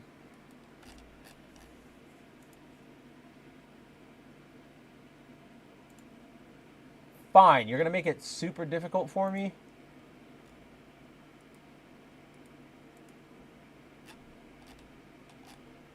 You're making this difficult for me. Isn't it? This show's so fun when things are difficult for me and I have to like turn away for like 2 seconds. Here we go. This is fine. This will work. Go to the web. This is the cover for Amazing Spider-Man 52. So 2 issues from now. Clearly, Peter is going to be an actual spider goblin, right? Like, somebody over there really wants this idea to hold. But if we know it's Peter. We know he's going to be fine eventually. So what happens when he's gone? Well, this is the realization I just had. There's another purple and green themed spider currently sitting around out there with a bent for villainy that nobody is doing anything with. And I am genuinely terrified that they're going to make Ben into their new goblin OC. Like, yeah, Volume Dealer is right. This is terrible. This is not a good idea. This isn't interesting at all. What this is, so Marvel does this thing a lot, and I actually kind of like it. Where, here is what I need. This link is what I need. So sometimes, for certain books, they will do variant covers of various heroes themed as like somebody else, right? So I pulled up one that are Spider-Man variants. Whoa, where are we going? Oh, I did that thing again. So like, yeah, here's Storm as Spider-Man. Here we have a full gallery. You got Blade's daughter as Spider-Man, or like as a spider person. The Beyonder as a spider person. What's her name? Sharon Carter as a spider person. Carol as a spider person. Deadpool from Peach. Not really a spider person, but hey, I'll let it slide because it's Peach Momoko. Doctor Strange. I really like this one. Johnny Storm as Spidey. Rocket and Groot. Ghost Rider. I like that one. Hellcat. What else we got? Ironheart. Ooh, that one's like really, really terrible. Moon Knight. Rogue and Gambit. Yeah, She-Hulk. Colossus. Thor. Storm. Wanda. And Red Goblin being a spider himself. So, like, these, what you just saw, like, these are just one-shot designs, like, one-shot pieces. They're not characters. It's just somebody went over to, like, Mike McCone here and said, hey, can you draw the Red Goblin as a spider person? That's what the, is it this window I had it on? Yeah. That's what this feels like. Like, it should just be a variant cover. Like, you know how there's that Shadows of the Green Goblin series running right now? This is a Shadows of the Green Goblin variant cover, like 100%. But instead, they're trying to make it and push it as like a real concept. It's just, and again, it's what makes it even worse is that it's not even like we changed random character number 2 into this. Like, it's not Harry, it's not Ben Reilly. Like, this is Peter Parker. There's no amount of any of that makes this make sense whatsoever. Like, or you can make it make sense in a narrative like angle because that's what writing is. But I mean, like, from a production standpoint, it just doesn't. This doesn't even feel good enough to like sell for controversy. You know what I mean? Like, issues often sell if a character dies or if something like crazy happens or they're replaced. This doesn't even feel like that. It just feels like Zeb Wells is running around the spider offices going, please, look, is like, do you like my ideas? Please take my ideas. Like, please. And just nobody is accepting it. But again, like, what breaks my heart, this is Ed McGuinness again. Like, he is still killing it on the art, but they're putting him on like the worst stuff whatsoever. Like, it's so bad. But this is the state of like the main Amazing Spider-Man book. Yeah, there you go, Volume Dealer. Volume Dealer says, I love purple, but god damn, son. Like, yeah, exactly. Like, this is just, it's bad, just up and down. It's like a lazy design. I don't know, man. Like, it's not great. Like, there's no hype that goes through my body for this. I see this and I just go, please, can we just get to the creative team change? Like, we need to be out of the Wells era. So bad. Corey says, and all these spider characters are better than Miles Morales. Well, funny you bring up Miles because we should talk about him. That's a good segue sort of outside of the core Amazing book because this is just garbage. It's subversion that doesn't subvert anything because we know that you guys are going to undo this all eventually. We all know it's a stunt and there's just no stakes here. This is, at this point, you're just, there's just no stakes here. I don't know what investment you could get out of seeing this. What I want to speak to somebody who has a reaction to this that's stronger than meh, or stronger than, can we get going? Like, can we just be done with this? Like, this is, I've not seen one person except maybe like 13-year-olds who are just getting into comic books. Nobody is excited for this change. Like, nobody. But, and yes, I agree, Timon, the Spider-Man books did die with Ben Reilly, as always. Yeah, Andrew says, I think Zeb Wells is an autist rather than an artist. I almost feel like that's insulting to people with autism. People with autism can be savants and have really, really, like, amazing ideas. This man does not. This man does not have that creative of a bone in his body. And here's what really boggles me about Zeb Wells, and you guys are gonna, like, probably be taken aback for a second. He wrote something, like, he actually wrote, let me just pull up and make sure I'm not being dumb. Wells actually wrote, now I have to go through all of his stuff on Marvel because it's dumb. It's dumb, and I just want to get to that original book that I can talk about and be like, I liked this, and then they got rid of him.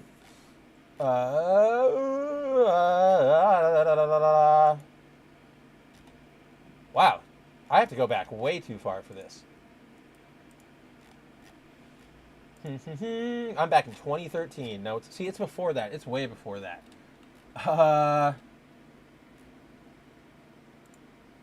Yeah, okay, I was right. So, I don't have a visual for it, but Zeb Wells actually wrote one of my favorite Spider books, and that is Marvel Adventures Spider-Man. Way back in like 2007, 2008, Marvel launched this line of books that were more sort of think of like their own continuity, sort of like a cartoon continuity. They were very low stakes. They were meant for younger 10 to 12-year-old readers, but they were, and it ranged from like there were Marvel Adventures, Avengers, Marvel Adventures, Fantastic Four, Spider-Man. They're all good. I highly recommend checking them out, even though they're for kids. Like, they are very, very well written and a lot of fun. But the Spider-Man one in particular was really, really good. And it even introduced like this love interest for Peter, who isn't Mary Jane. Her name was Chat, and she's got the power to communicate with animals. And it's like, I don't know, it's a very cute and fun little book. And I had no idea when I started reading Amazing that was who. I didn't know Wells had written Adventures. Eventually I went, this Amazing is dog shit. Who is responsible for this? And I looked him up and I went, how is that possible? What happened to you? And I think it might be like sort of like what Andrew was like hinting at. He needs to be reined in. He can't just let his ideas run wild. He needs somebody there to go, no, Zeb, that's stupid. Right, here, let's shift the idea to this. Maybe this will work, Maybe the Goblin should be Ben Reilly. Again, a stupid idea, but one that makes more editorial sense than making it Peter, right? Like, somebody needs to help him there.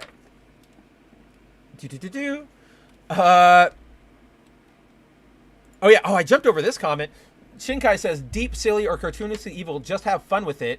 And I do agree, don't waste viewer-reader time. A good villain, Megabyte. Are you talking about Megabyte from Reboot? Hell, I'm pretty sure that's who it was, right? Wasn't that the villain from Reboot? Yeah, it was. Like, yeah, Megabyte's a great villain. Him and Beast Wars Megatron. I mean, they were both produced by the same studio, so it makes sense. But they have that sort of very over-the-top, cartoonishly deep evil character. But they don't, like... Nobody tries to trick you into thinking they're a good guy. Or in the episodes where Megatron or Megabyte go, we're allies now. Hold on, hold your fire. The whole point is that the audience knows that it's not going to work. Like, that's the entire premise of the episode. So... yeah, man, good reference. I love Megabyte.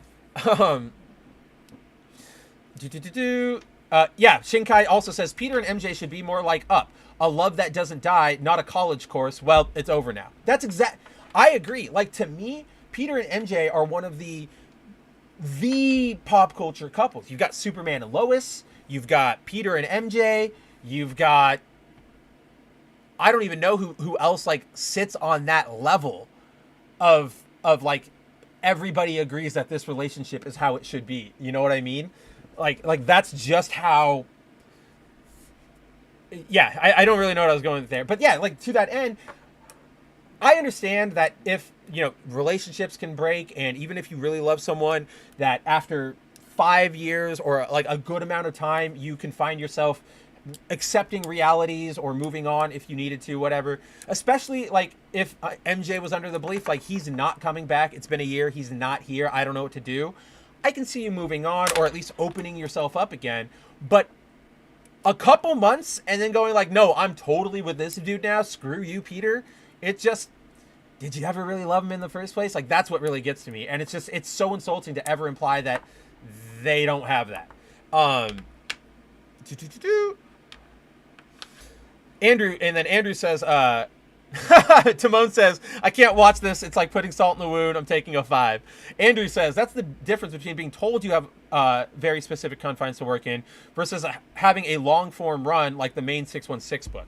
I think you're totally right. Where, like, I'm very much of the belief that the best creativity comes from restrictions. Look at old video games when they could only had so much memory to work with, compared to video games nowadays that can do everything. And what do we get? We get walking simulators. Back in the day, you had billions of different types of games, fighters, adventure games, new mechanics popping up all the time because people had to work within their limitations. I mean, for example, one of the most creative choices of all time, one of the most iconic video game choices of all time, Mega Man, right? you guys all know Mega Man, when you switch his weapons, he when you switch Mega Man's weapons, he switches colors. Because that's just what it does. The reason it does that is because back in the day, the NES didn't have enough memory to process more colors on screen at once than like 8. So when they wanted to go like, oh, this is the bar, like the status bar and the icon for Rolling Thunder, right? The Electman weapon. They went, or sorry, no, that's wrong. Rolling Cutter, the Cutman weapon. When they make that silver, the system can't have silver and blue at the same time. So they go, okay, we'll just replace it, replace that color with silver. So Mega Man turns silver when it happens. That limitation, that way to get around it, ended up being super creative and super iconic, and it's a really cool way of communicating that to players. And you just don't get that anymore. Nowadays, everybody just makes 700 maps because it's sort of like when you have a house, right? Or like an apartment. In an apartment or in your own room, you always go like, oh, I don't have enough space. We got to be very meticulous with what we do. Put that there, clean up here, da-da-da-da.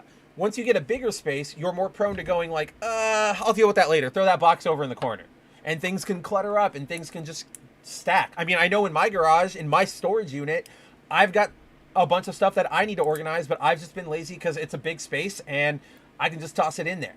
But that's right. Like that's exactly the same thing that's happening with video games and creativity. When you have that big space and you can throw everything in there and every idea can be accommodated in some way, shape, or form, you get stuff like this instead of somebody going, well, what can we do? Push your creators to go, okay, what can you do if this is a scenario, right? Like that's why editors exist. That's why people need editors. Even the best writer in the world needs an editor. Hell, I am the editor-in-chief of Bounding, and I still, if life was perfect and we had all the resources available to us, I would 100% love to have whatchamacallit. Wow, I totally just blanked on whatever I was saying. Yeah. Oh, I would love to have an editor for my own stuff, but because I recognize there are times when I get caught up in my head or I get caught up in like a point that is irrelevant. So editors are needed, like 100%. And Andrew says, yeah, as a lead editor, I can confirm that even the best writers need an editor. 100%. Like Tolkien had an editor, guys. Every author out there had an editor. Every director has had an editor. Case in point, and this isn't some like feminist, like whatever identity politics thing, but George Lucas, the first draft of Star Wars was apparently a nightmare, or like the first initial cut. It wasn't until Marsha got in there and did her editing that they were able to go like, okay, this works more, this flows better, da da da da da da. Not saying like George is a great creator, he knows what he's doing, but you always need somebody with that sort of outside perspective to give you that outside perspective. That I kind of just repeated myself. Zero says, I'll never forgive Marvel for what they did to Iron Man. What specific time? I don't know where you're specifically talking about with Iron Man, but if you bring it up, I'm sure I'll know it in like 2 seconds. So whenever you got a chance, just do that. Moving on from Amazing, because I know I said we were going to move on from Amazing a second ago. This is and I'm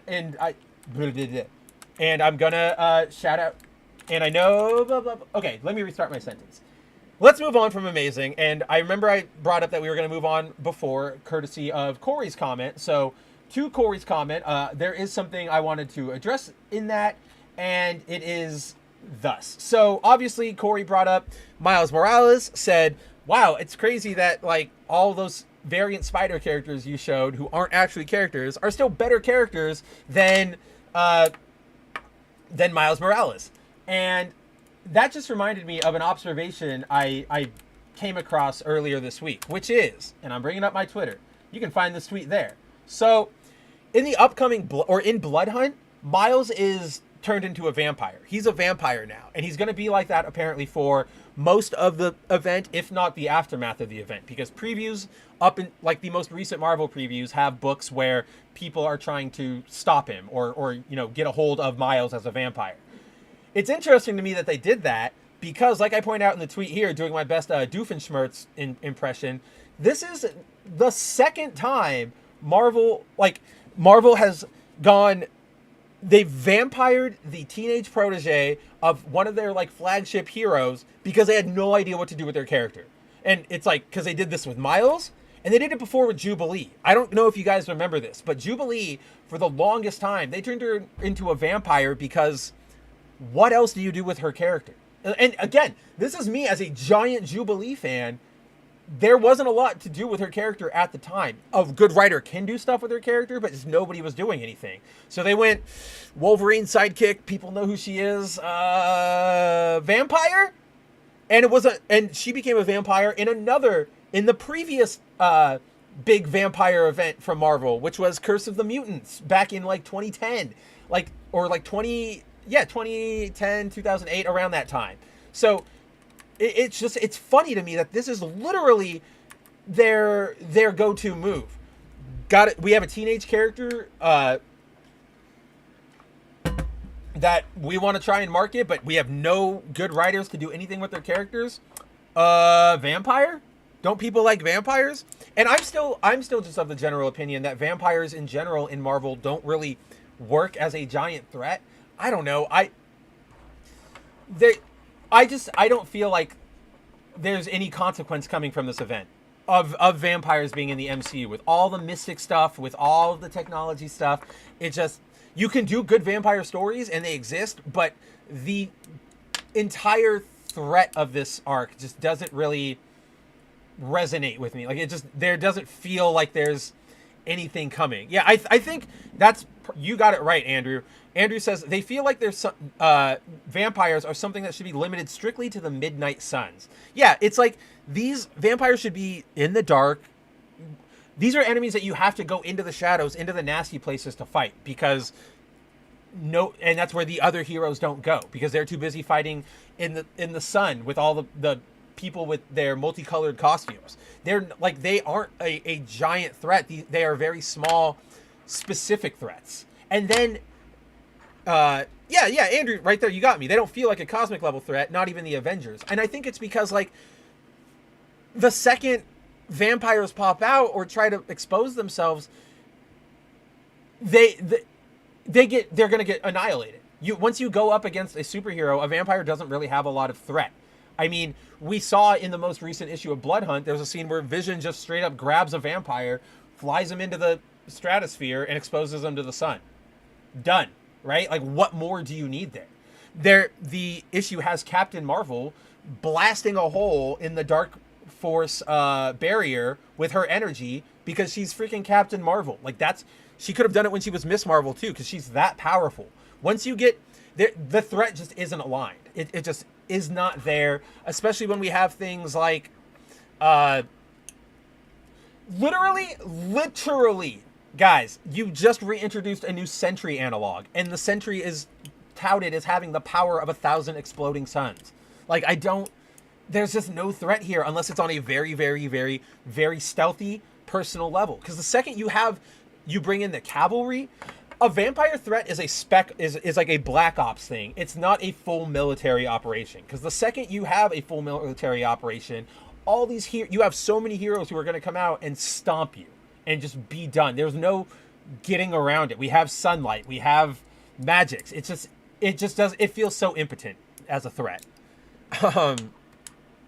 Yeah, Ravul's right. All of the competent writers are being forced out of the industry. You're not wrong. I mean, we have Jonathan Hickman, who I like to an extent, unless he goes full Hickman. We have Al Ewing, who is sort of the same stripe. But most of these writers, all of the good ones are gone nowadays. Like, Grant Morrison's not writing anymore. Jeff Johns is over on Image doing his own stuff. Like, the big two are really, really bleeding, and they're desperate. I mean, I brought this up before, but you see here, Blood Hunt's written by Jed MacKay, and Jed MacKay is currently the head Avengers writer. He was previously like a Moon Knight writer. He's been on a bunch of books, but he is just so fine. Like, he is serviceable. He will get you give him a writing assignment, he'll get the book out and he'll do it, and it will go on the shelves. It'll be like fine, but it won't make an impact. it just, there might be an event that happens in it that gives them an impact that like, oh, this is new continuity, but there's not going to be like a scene or a dialogue exchange that really, really takes you by surprise coming out of Jed. And that's a lot of what we're getting out of the big two nowadays. I can't speak to DC because I literally just can't stand DC right now. There's nothing interesting me. All of it is just, ever since the everything is canon, I just can't, again, no stakes. Everything is there. It's just there. I don't feel invested in DC anymore. So like the few books I still do pick up are Marvel. And okay, there is one DC book I read, and that's World's Finest by Mark Waid, the Batman Superman book. For all of his looniness online and his personal like leanings, Mark Waid is a phenomenal comic book writer, and World's Finest is a phenomenal comic book, and I will recommend it to any and all people who are looking for something good to read with the characters they grew up loving, right? Like it is a diamond in the rough for sure. Tehillim says Miles Morales looks like a villain. And that's like why he should be a villain. I think, like, I was thinking this the other, like when I saw this cover to Tehillim, I was like, remember all of that stuff in like when Force Awakens, the sequel trilogy, everybody went, Rey, her arc should end with her being a Sith. That's a good, interesting thing to do with her character. It's a direction. There are stories to tell there. That was my immediate reaction here with Miles, is turning him into just the complete opposite of what Spider-Man is, whether through his own volition or not. Like, there's a lot I think there's something interesting you could do here, but unfortunately, they're going to undo it as soon as the event's over, because they'll either undo it as soon as the event's over or like next year, right before the Spider-Verse sequel comes out, because God forbid your latest movie product doesn't line up 1-to-1 with your comic book, right? Which do not even share, like, audiences. That's not an overlap of audiences that you need to worry about. The audience that it does overlap, like, everybody understands what is going on. Everybody understands what a different continuity is. They don't need, they don't need synergy to confirm to them, oh yeah, this is the character I like. Again, everybody thinks you're stupid. Everybody in entertainment thinks you are stupid and need everything hand-fed to you, and you can't handle subtlety, and it's just so embarrassing. Timon says, in a world of mutants and superheroes, a vampire is only a step above a normal thug. Exactly, right? The biggest threat a vampire poses is turning somebody else into a vampire. Like, of course, I'm not going to deny a Miles Morales vampire is a threat. A Sentry vampire would be a threat. Doctor Strange is a vampire in Blood Hunt right now, and that would be a threat. But that's really all you've got. It's just the spreading of it. And then once you kill the head vampire, everybody reverts. So it is really just like the smallest, shortest mission you possibly could be going on. It is, exactly. How many Marvel characters have solar power? Like 10. I mean, I brought him up a second ago, but here, I can... Sentry literally does that. He, Here, where can I bring back my comic book window? Yeah, see? Like, solar energy. I'm filled with the sun. And he just blasts them away. Like, this is... You're done here. Just walk Sentry or walk Vision around. And you've got it. Like, I'm sure Johnny Storm, right? Both Johnny and Jim, who are both Human Torches, can manipulate UV rays and heat and have the same effect as a sun. And they're just hanging out. Like, Johnny can fly and just beam. Like, vampires as a threat are just not... It's not a thing. How vampires can be a threat to the general Marvel universe and make it actually feel scary for a moment is you would have to have had Blood Hunt. Let's say, okay, it says at the beginning, Blood Hunt is supposed to be 5 issues there, right? So you have 5 issues of Blood Hunt. First 3 issues, 3 or 4, are your main cast. So Blade, Miles, Vision, whatever. Or not even Vision. Like, they got to be smaller. So let's say like Blade, Misty Knight, Miles, Colleen Wing, and Shang-Chi or something, right? The first 4 issues are them trying to stop these vampires from spreading, but the vampires are amassing this army. And then in the climax, the army spills out into New York and just launches a full-blown, all-out assault on everything. No objectives, just flood and overwhelm. Then you have that moment of like, oh, so we're taken by surprise, scramble everybody. The heroes will eventually win, but the vampires will do some damage. You can't have them just sitting around like on the street like they're a thug in the Marvel Spider-Man games, right? Because then it's just like, all right, poink, oh, you're done, gotcha. Ravul says, what about Hyperion? Hyperion doesn't have solar powers. He has nuclear powers. So I don't know if he can manipulate his radiation to change it or anything, but if he can, then yeah, he's definitely somebody who can help out in a fight there. And that's to say nothing of how many literal super geniuses are there that can... Okay, guys, I understand this, right? UV ray... We have technology to generate UV rays that are so common, we put them... Like, that's what tanning beds are made out of. We put them in the terrariums for our pet reptiles because they're so cheap. You're telling me Reed Richards, T'Challa, Tony, Hank McCoy, who is the good Hank who is still alive, or even Peter, like none of these geniuses are going to go, oh, here's how we make a drone that can fly around beaming UV rays out at everybody. Like, it's just, nobody's thinking a step ahead, and all of these things render your assaults null and void. Like, it's just, vampires are not really a threat in the sense once you've got all the superheroes piling onto you, right? Like, it has to be underground. That's why typically until Jason Aaron was on the Avengers in like 2019, Blade didn't really have the biggest presence in the Marvel universe. Like, people knew him and he was there, but he mostly was off doing his own things. Occasionally he would cross paths with the Midnight Suns, but it wasn't really like, I'm going to be a superhero. But now, that's what they're doing with him, and now we've got the Avengers on the case. Like, it doesn't work. It just does not work. Right, exactly, Andrew, and people need to understand that that's okay. Like, those sorts of stories and stuff, like, you can have, not every story needs to be world-ending, gather everybody for this fight, we need to take them down right the hell now. Like, you can have smaller stories. My favorite, I mean, there is a run of Doctor Strange from a couple years back where he reassembles the Midnight Suns in Vegas when Mephisto literally rises out of hell and takes over Vegas and turns it into a hellish wasteland. And not everybody shows up, and it's even a team made of like B-listers, right? Ben Reilly, the Scarlet Spider, is on that incarnation of the Midnight Suns. Like, they didn't have to grab Peter, they didn't have to grab Tony or anybody. You can have different stories focused on different characters, and not everything has to be crossover Avengers Endgame level stuff, which is what Marvel currently thinks. They currently think that everything needs to be an Endgame level event, and it just doesn't. Andrew also adds, this is, I would argue, yes, Volume Dealer, it was Damnation, and it was a really good arc. Andrew says, this, I would argue, is a far bigger issue than the woke crap in DC and Marvel. There are no more stakes because everything is a multiverse-shattering event. Well, it's no more stakes. Let me restart. You are correct that is the biggest problem. I agree with you, Andrew, which is there are no stakes anymore, and like the stories are just limp because of it. But that's not necessarily like, what am I trying to say here?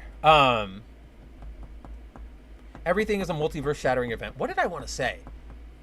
Like, oh, so like, it's not just the fact that everything is a multiverse shattering event, but it's the fact that, like I was mentioning earlier, I don't know if you were around for it, but it is such a norm that everything just gets reset.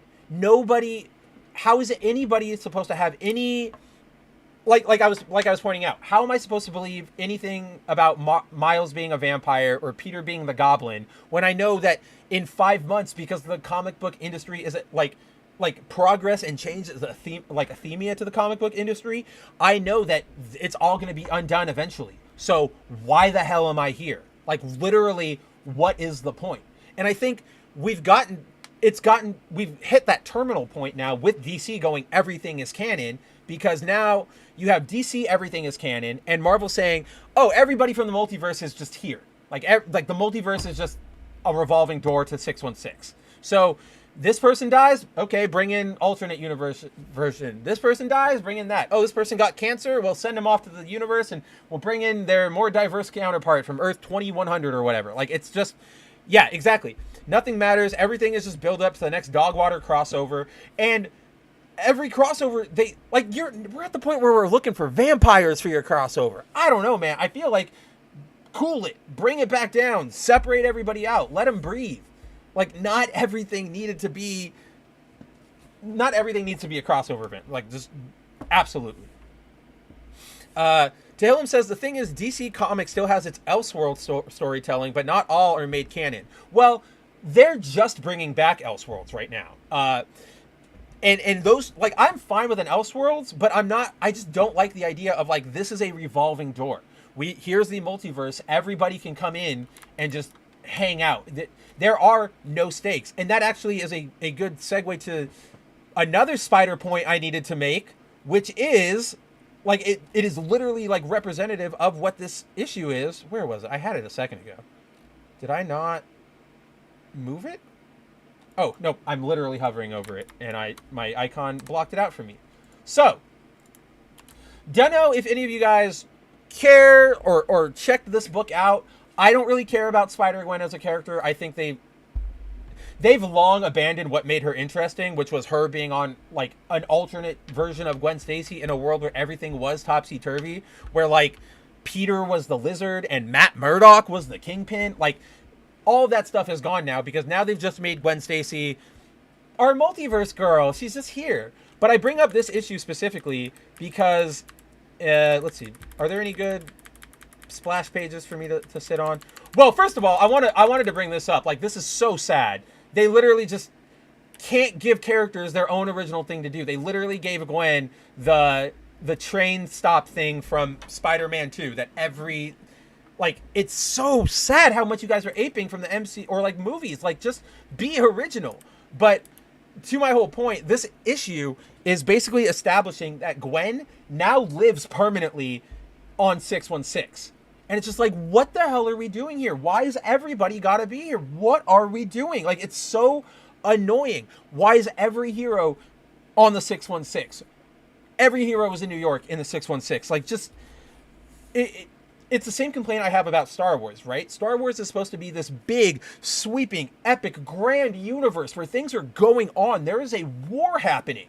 But everything we ever see only centers around the same, like, 5 characters. Luke Skywalker, Darth Vader, Emperor Palpatine, Boba Fett. Like, it's only them. We don't, or at least nowadays in, like, Disney canon. Back in the EU, we used to get more adventures, but, like, everything just centers on them, and it makes it feel so small. When you have a multiverse and you go, oh, but we're gonna put all those multiverse characters on the same damn Earth, well, then what are we doing here? Remember, they already did this with Ultimate Invasion or with Secret Wars for Miles. Miles started off in Ultimate, and now he's a 616 permanent resident. Like, it just, it is all about, I forget who said it earlier in the chat, but taking all your toys, throwing them into the same sandbox, and just having them in the sandbox. You don't care what you're doing with them. You just want them all there for marketing purposes, I presume. So you can go, new Spider crossover, Miles and Gwen, da da da da. Like, it's just, it's so bad. Tahillim says we're talking DC. Black Label is its own universe. Vertigo was its own world until they crossed over. Yeah, the Black Label stuff is its own universe. It's not even like a Black Label universe. It's like all those stories are just their own continuity. So I do like that, and I do enjoy that. But that technically doesn't matter because, when I say everything is canon, I mean that literally. Because in Dark Knight's Dark Metal, the story ends with Wonder Woman using the lasso of truth to canonize every story that has ever happened and will happen. So technically, all the stuff that's happening in Black Label with, like, Sean Gordon Murphy's Dark Knight, that happens. Or it's happening right now. How? Who fucking knows? I don't know. But it is. Like, it's so bad. Like, that's the damage with doing that move. I like the idea of other labels where you can just have fun, out of continuity stuff, right? Elseworlds is a great idea. The Ultimate Universe is a great idea. Marvel Adventures is a great idea. But once you say like all of this works, well then everything clashes and everything doesn't make sense. And then it's just like, well, why am I, somebody will make a new Batman next week and he's going to be the new one, or he's going to be Bruce Wayne Prime in 2 years. Like, it's just, it's so exhausting. Timon says, don't care, Gwen is dead, this is fanfic. Yeah, no, I don't care about this book. I only bring this up specifically because of her coming over to the 616 permanently. Like, I only picked up this, or I only looked at this book to get that confirmation, because I was just like, there's no way. There's no way they're that unoriginal. Lo and behold, Zero says, to Gwen's defense, at least she's not taking Peter's identity. I mean, kind of is. Again, the more you keep introducing all these Spider people, the more you're just watering down the brand that is Spider-Man. And now, and like now, I need you guys to understand, like, at this point, nearly every single alternate Spider who ever existed is currently actively running around in the 616. You have Spider-Gwen, you have Miles, you have Miguel of 2099 is still in 616 hanging out. Like, this stuff isn't fun anymore. It's just really, really sad, and it just devalues alternate Spider-Mans. It devalues Spider-Man himself. It devalues the concept of the multiverse, and it just, we got to do something different over there, guys. You got to have a better idea. And hold that thought, because I do have something to add to that, like where you need a new idea, but I want to hit Andrew's thoughts really quick. Andrew says, the EU novels explored so many more characters in Star Wars and stories in the films, and what Disney wants to screw up. Black Label was a decent idea that was poorly executed. It was Marvel, Max for DC. Yeah, it was a good idea, and now I think the only book that really exists on it is it's the White Knight stuff, right? Isn't that Black Label technically? I know that they're doing one right now, like the First Knight, or like that does like the 1939 Batman, but I think that it still exists. But yeah, they didn't. That's the thing with a lot of comic book publishers. When they announce these new initiatives, they're too chicken shit to actually commit themselves to that initiative. They go, oh, we're gonna do this, but not all the way. And because they don't go all the way, everything ends up unraveling once you get near the end of it, and it's just bad for everybody. Well, Andrew says, I think it's just Sean Gordon Murphy stuff, and then the First Night shit. Well, I do know that they just did a Peacemaker series for Black Label, and it just wrapped up like either this month or last month. So they're still using it, but they're not using it. It's just sort of like we'll throw that story over there. We have nowhere else to put it over there. It's not the mature, more serious storytelling line that they actually promised, because they're just not committing to it. They don't want to put the effort into it. It wasn't a giant success out of the gate, so they go, what are we doing here? And you see that across the board with any medium. Exactly, Timon. When everyone has Spidey's powers, Spidey's become less and less special. Especially when you're giving everybody else better abilities, right? Miles has a sword. He can go invisible. Gwen has a symbiotic suit that doesn't control her. Miguel has Lila and like flight suit capabilities and boosters on his feet. What does Peter have at this point? Just the fact that he was the first. Like, it's really bad. But to this end, where was it?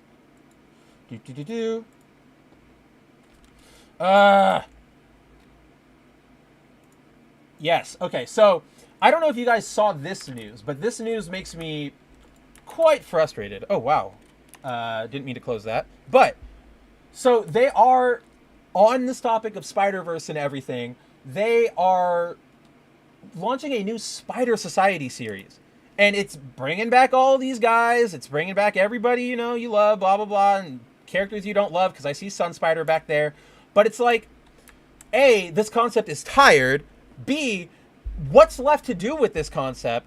And C, did we not just go through an entire blockbuster film that pulled in millions of dollars that went over why this idea specifically doesn't work?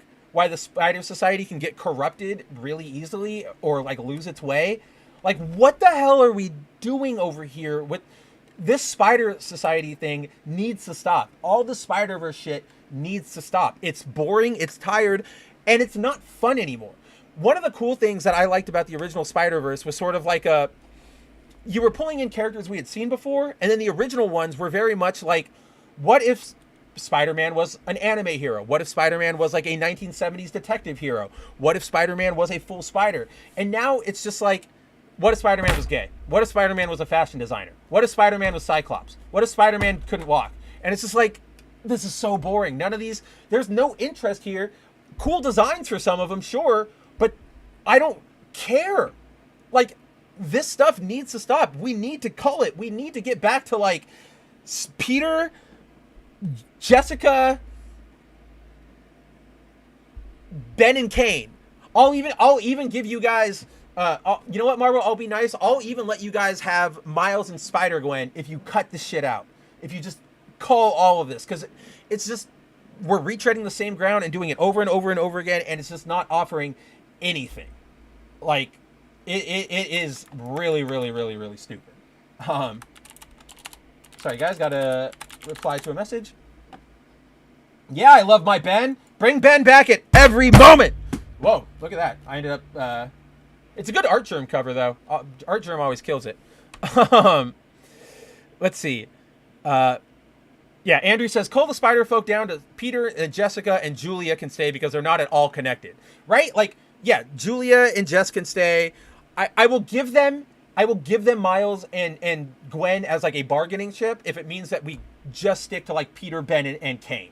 Like that, those are the only three who should really be running around with spider powers, and they should all be in different areas. Like, go send Kane back to Texas, go send Ben back to Vegas, and keep Peter in New York. Like, that's how it works. Not having everybody there at the exact same time. It just is so complicated. Again, Timon, I'm only offering that to them as like bargaining chips. They're gonna want something, and so I got to give them something too. It's just the unfortunate round of negotiation. Ben does not look good in blue and green. He looks good in blue and red at all times. Never purple and green. Absolutely not.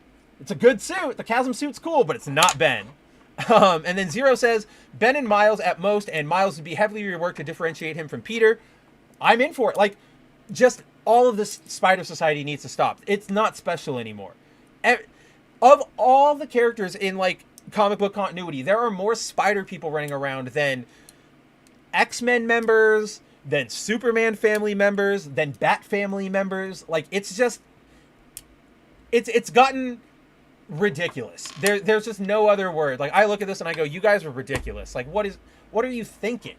Like, do you really think this is a good idea? I also need to mention, and I know this is on me for like buying marketing hype or whatever, but at the end of the last Spider-Verse story in the Spider-Man solo series by Dan Slott, when they restored everybody who has ever been killed, like all the spiders were brought back. Kane was brought back, Jessica Drew was brought back, blah, blah, blah, blah, blah. After that story ran, Slott Marvel straight up said, no more Spider Society. Like, we're done with Spider-Verse. Like, that was it. Like, we're cool. 3 months later, they made the announcement for this series. Like, I just shut the hell. This is what I mean. No stakes. Nothing matters. Everything is just, it all just depends on how can they market at this particularly given moment. And it's just so absolutely annoying. And then, yeah, Andrew says Miles can live if we retcon him with my Prowler story. That would be a good idea, too. Like, give him that direction. And Timon says, don't give him an inch.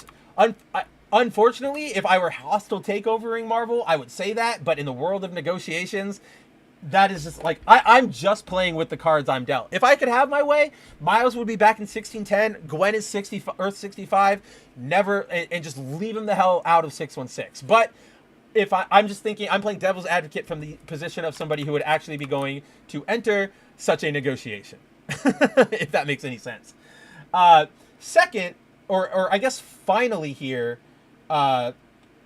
because yeah, it's more to do with the Spider-Man stuff and just how nobody will allow anybody to move on or grow up or do anything at Marvel. So the other Spider book that came out this week was Spectacular Spider-Man, and that's the one being written by Greg Weisman, who did Young Justice, Gargoyles, Spectacular Spider-Man. It's a Spider-Man Miles team-up book, but in this week's book, the plot is essentially Arcade and I forget his name off the top of my head, but is it the Wizard? The Fantastic Four villain with the big purple helmet who like has mind powers. They're trying to like suss out the identities, or they're like trying to get something out of Peter and Miles's minds, so they've put him into a like an imaginary reality to like let them lead them to whatever info. I don't know. I just scanned it because I'm not a big fan of this book.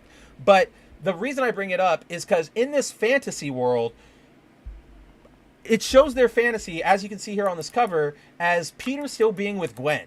And I'm just like, dude, and I know you like Gwen, Andrew, but like, we stop like this. I don't know why I get so frustrated at them keeping like they're going like, oh, it's always Gwen, it's always Gwen, he still always loves Gwen, it's always Gwen. It's just like, we've done this story before. We've had 900 stories where Peter wakes up in an alternate universe and he's married to Gwen Stacy. One of my favorites, House of M, does exactly that. The House of M Spider-Man arc has him married to Gwen, right? And it's just like, I don't know if this is an intentional swing at MJ fans at this point, or if this is just pure blatant like uncreativity, but this is just really sad at this point. Like, move on from Gwen. And it also sort of makes everything more weird when you have the like teenage Gwen still running around there, because then like, what does that mean for like, it's a bad idea. Move on. And like, look, I understand, Marvel, that the romanticness, the romance of Gwen being Peter's first and true like real original love, like I get that. But at the same time, she wasn't with him that long, and we have moved the hell on. Like, it has been years since she died. There have been 900 arcs about Peter accepting her death, and we're still doing it. Again, Marvel, House of Ideas no longer. It is just movie synergy, regurgitation, and agitation. There are very few books or like creative decisions they make that come across as good or genuine or informed by anything but social media, like online, like fandom. Like, it's just so bad. And then oh yeah, Andrew was saying he loves the art germ cover here. It's a great cover. Like, I'm so upset because like I've obviously just gotten back into collecting like comics and stuff with the Ultimate books, because before then there was nothing to collect. And so, but like, I always see these covers like I could pre-order this cover right now and I can get it. But then it's like, oh, but then I want to go out and get the other art germ covers and have the complete set of all his Marvel work. But some of those covers now retail for like $900, and it's just like, oh, Spiral, which is why more artists, I don't know if you guys have seen it, but Marvel is doing these hardcover slipcase art book releases for some of their artists. So it's like the Marvel art of David Mack, the Marvel art of David Nakayama, the Marvel art of, what's his name, one of my favorites, Russell Dodderman. And it's got like their sketches, their high quality prints of, or not like prints to like put up, but like the book has high quality images of their covers. They're beautiful. And I think we need way more of those for things like Art Germ or Art Adams. And just, I want to be able to look at these things without having to pay an exorbitant amount for a floppy. You know what I mean? Zero says, I'd use the Prowler name, but I still want to make him a spider. But I'd make him more gadget reliant in comparison to Peter. I think the shit Peter had in the PS4 Spider-Man games for Miles. That's a good way to keep Miles like a hero. There are so many different things you could do with him. Literally just anything that isn't, he is Spider-Man as well. I mean, remember, okay, there is that diatribe that always goes around, particularly in our sphere. Peter Parker is Spider-Man, Miles Morales is Miles Morales. And everybody always all the people who disagree with that always push back with, well, look, they called him, like, his book is called Spider-Man. These heroes called him Spider-Man in the book. He is Spider-Man. He's just as valid as being Spider-Man. And it's like, not even Marvel believes that, because they always, it's constantly referring to him as Miles Morales, like, oh yeah, Spider-Man and Miles Morales are teaming up this year for Spectacular Spider-Man. But even in their own books, they clearly still, and this, what I'm about to, like, this is from Blood Hunt #2. You have Spider-Man surprising Tigra and Moon Knight, like, hey, what's going on? And they go, who are you? And it's like, oh, Spider-Man. Yeah, I'm the other Spider-Man. Even Marvel has Miles reference himself as, like, the overlapness is what really kills Miles. You can either have him as Spider-Man, but you can't have Peter around at the same time. If you want Peter around at the same time, you got to make Miles do something different. You know, Nightwing is not Batman. There are not two Batman running around. Nightwing has his own identity. Like, same with Robin or whatever. Like, just differentiate him and just stop making him literally Spider-Man 2. That's all he is at this point. Also, and then Zero says, also the only rogue Miles would have that comes from Peter would be Tombstone. Miles needs his own rogues gallery. I agree with him needing his own rogues gallery, but they don't want to give it to him. They literally just keep giving him Peter's leftovers or like new updated versions of Peter's allies. Like it's like the Tinkerer is just a gender swapped, race swapped updated version of Peter's foe. Miles had his own Clone Saga like last year. Like it is super like everything that's going on right now. Hold on. Yeah, like everything that's going on is just awful. It's just awful. It's directionless. Nobody knows what they're doing over there. Everything is just literally in the moment for a dunk, for a tweet win, and everything else be damned. So yeah, I think that's really all the thoughts I have on the Spider-Man like line right now. It is abysmal over at Marvel. Hickman is the only redeeming grace for Peter right now with Ultimate Spider-Man, and who knows how long that's going to last. You know, I mean, I want Hickman to stick on for the long run, but eventually he's going to have to leave, and then who knows what they're going to do after that. What subversive writer they'll pull in to destroy Hickman's setup. Like I'm just, it is a dire time to be a Spider fan, and my condolences. I am with you, my web-headed brethren. I too suffer with you. And I suffer even more because Ben, I will not stop suffering until Ben is back in the blue and reds. So, yeah, Marvel, something's got to happen over there. Something's got to give. But with that, guys, I think we have reached the end of our show. Whoop, wrong screen. We have reached the end of our show. Remember, I'm trying to keep it at like 2.5 hours nowadays because that's what the algorithm likes a little bit more. So with all of that, with our delving into Spider-Man and just everything ridiculous, that I think will wrap it for this week. Oh, Marvel should hire Yusuke Osawa. Marvel should hire a bunch of mangaka. All of the Marvel manga stuff, like the one by the Yu-Gi-Oh author, rest in peace. Like that one was incredible. The Spider-Girl Octopus one that's going is like incredible. Deadpool Samurai is one of the best stories to come out of Marvel in the last decade.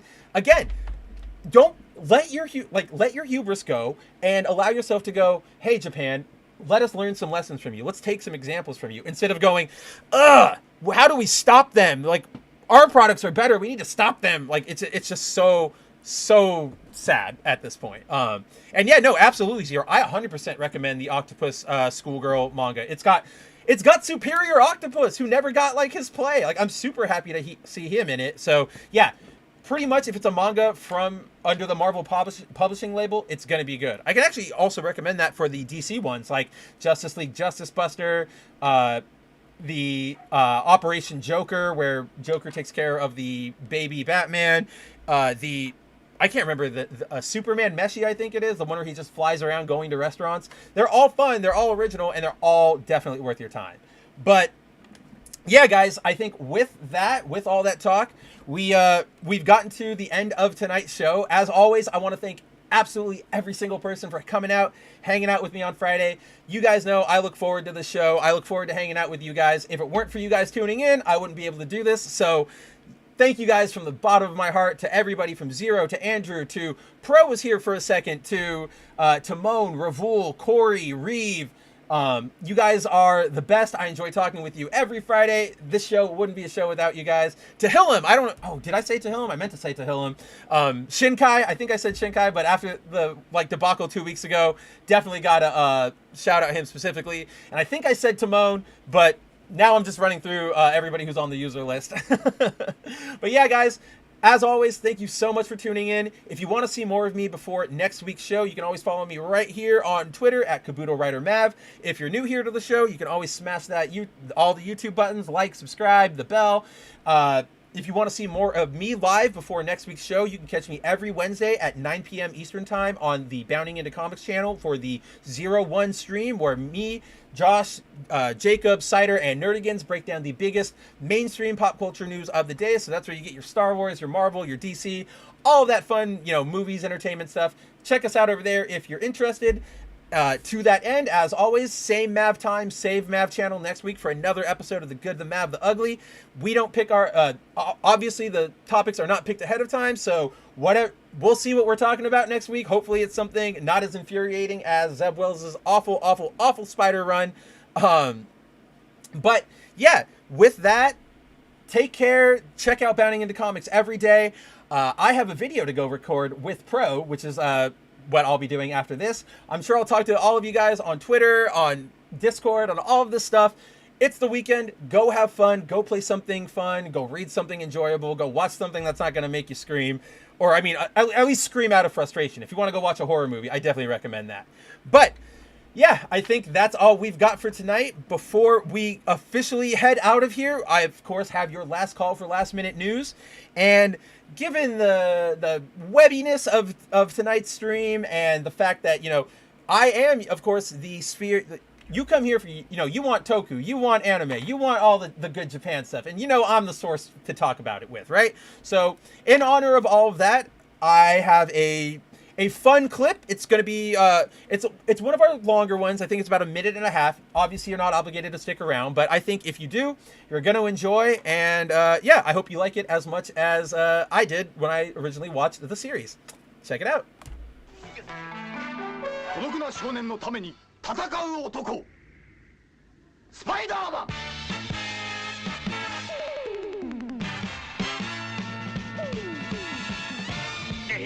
スパイダーマンよくも騙したな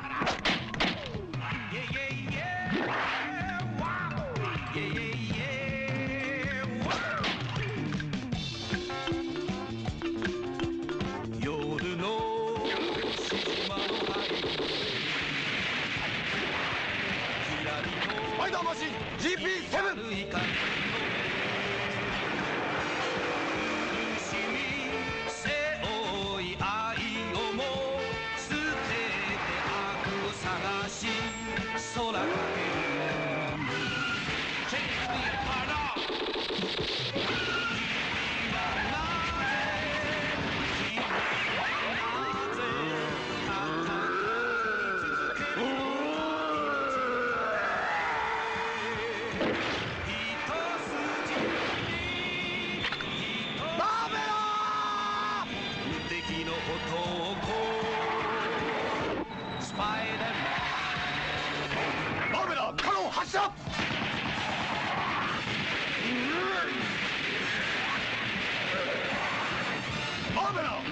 チェンジレオパルドレ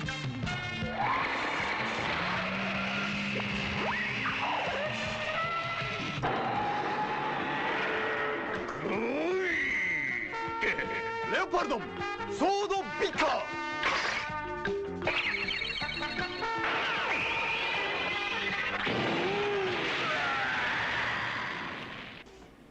Right? Who couldn't use some Toei Japanese Toku Spider-Man in their life? Especially Sword Vigor, Leopardon, all that stuff. And that scene has the like battle theme for the series. If you guys haven't checked out the Japanese Spider-Man show, definitely recommend it. It is actually up right now on the Internet Archive because it's not licensed in America because of just so many different licensing rules. So if you're in the mood for some fun toku, you got a couple hours. All like 50, 60, 70 episodes of the series are up on archive right now. So maybe that's something you want to spend your weekend. Come join the toku side. Come join me. Come join Timon. Come learn the greatness of toku. But yeah, guys, I think with that, I'll be heading out of here. Take it easy. I will see you all very soon. And yeah, take it easy. Have a great weekend. And now I'm just repeating myself. Till next time. As the creator of Mara Jade, Wait!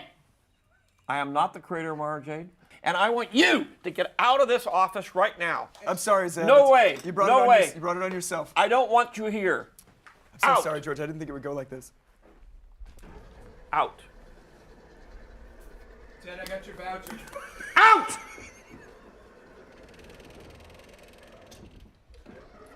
There. I'm sorry about that. I'm so sorry. We'll have him like burned and we'll I don't execute even him know and who burned. that guy is.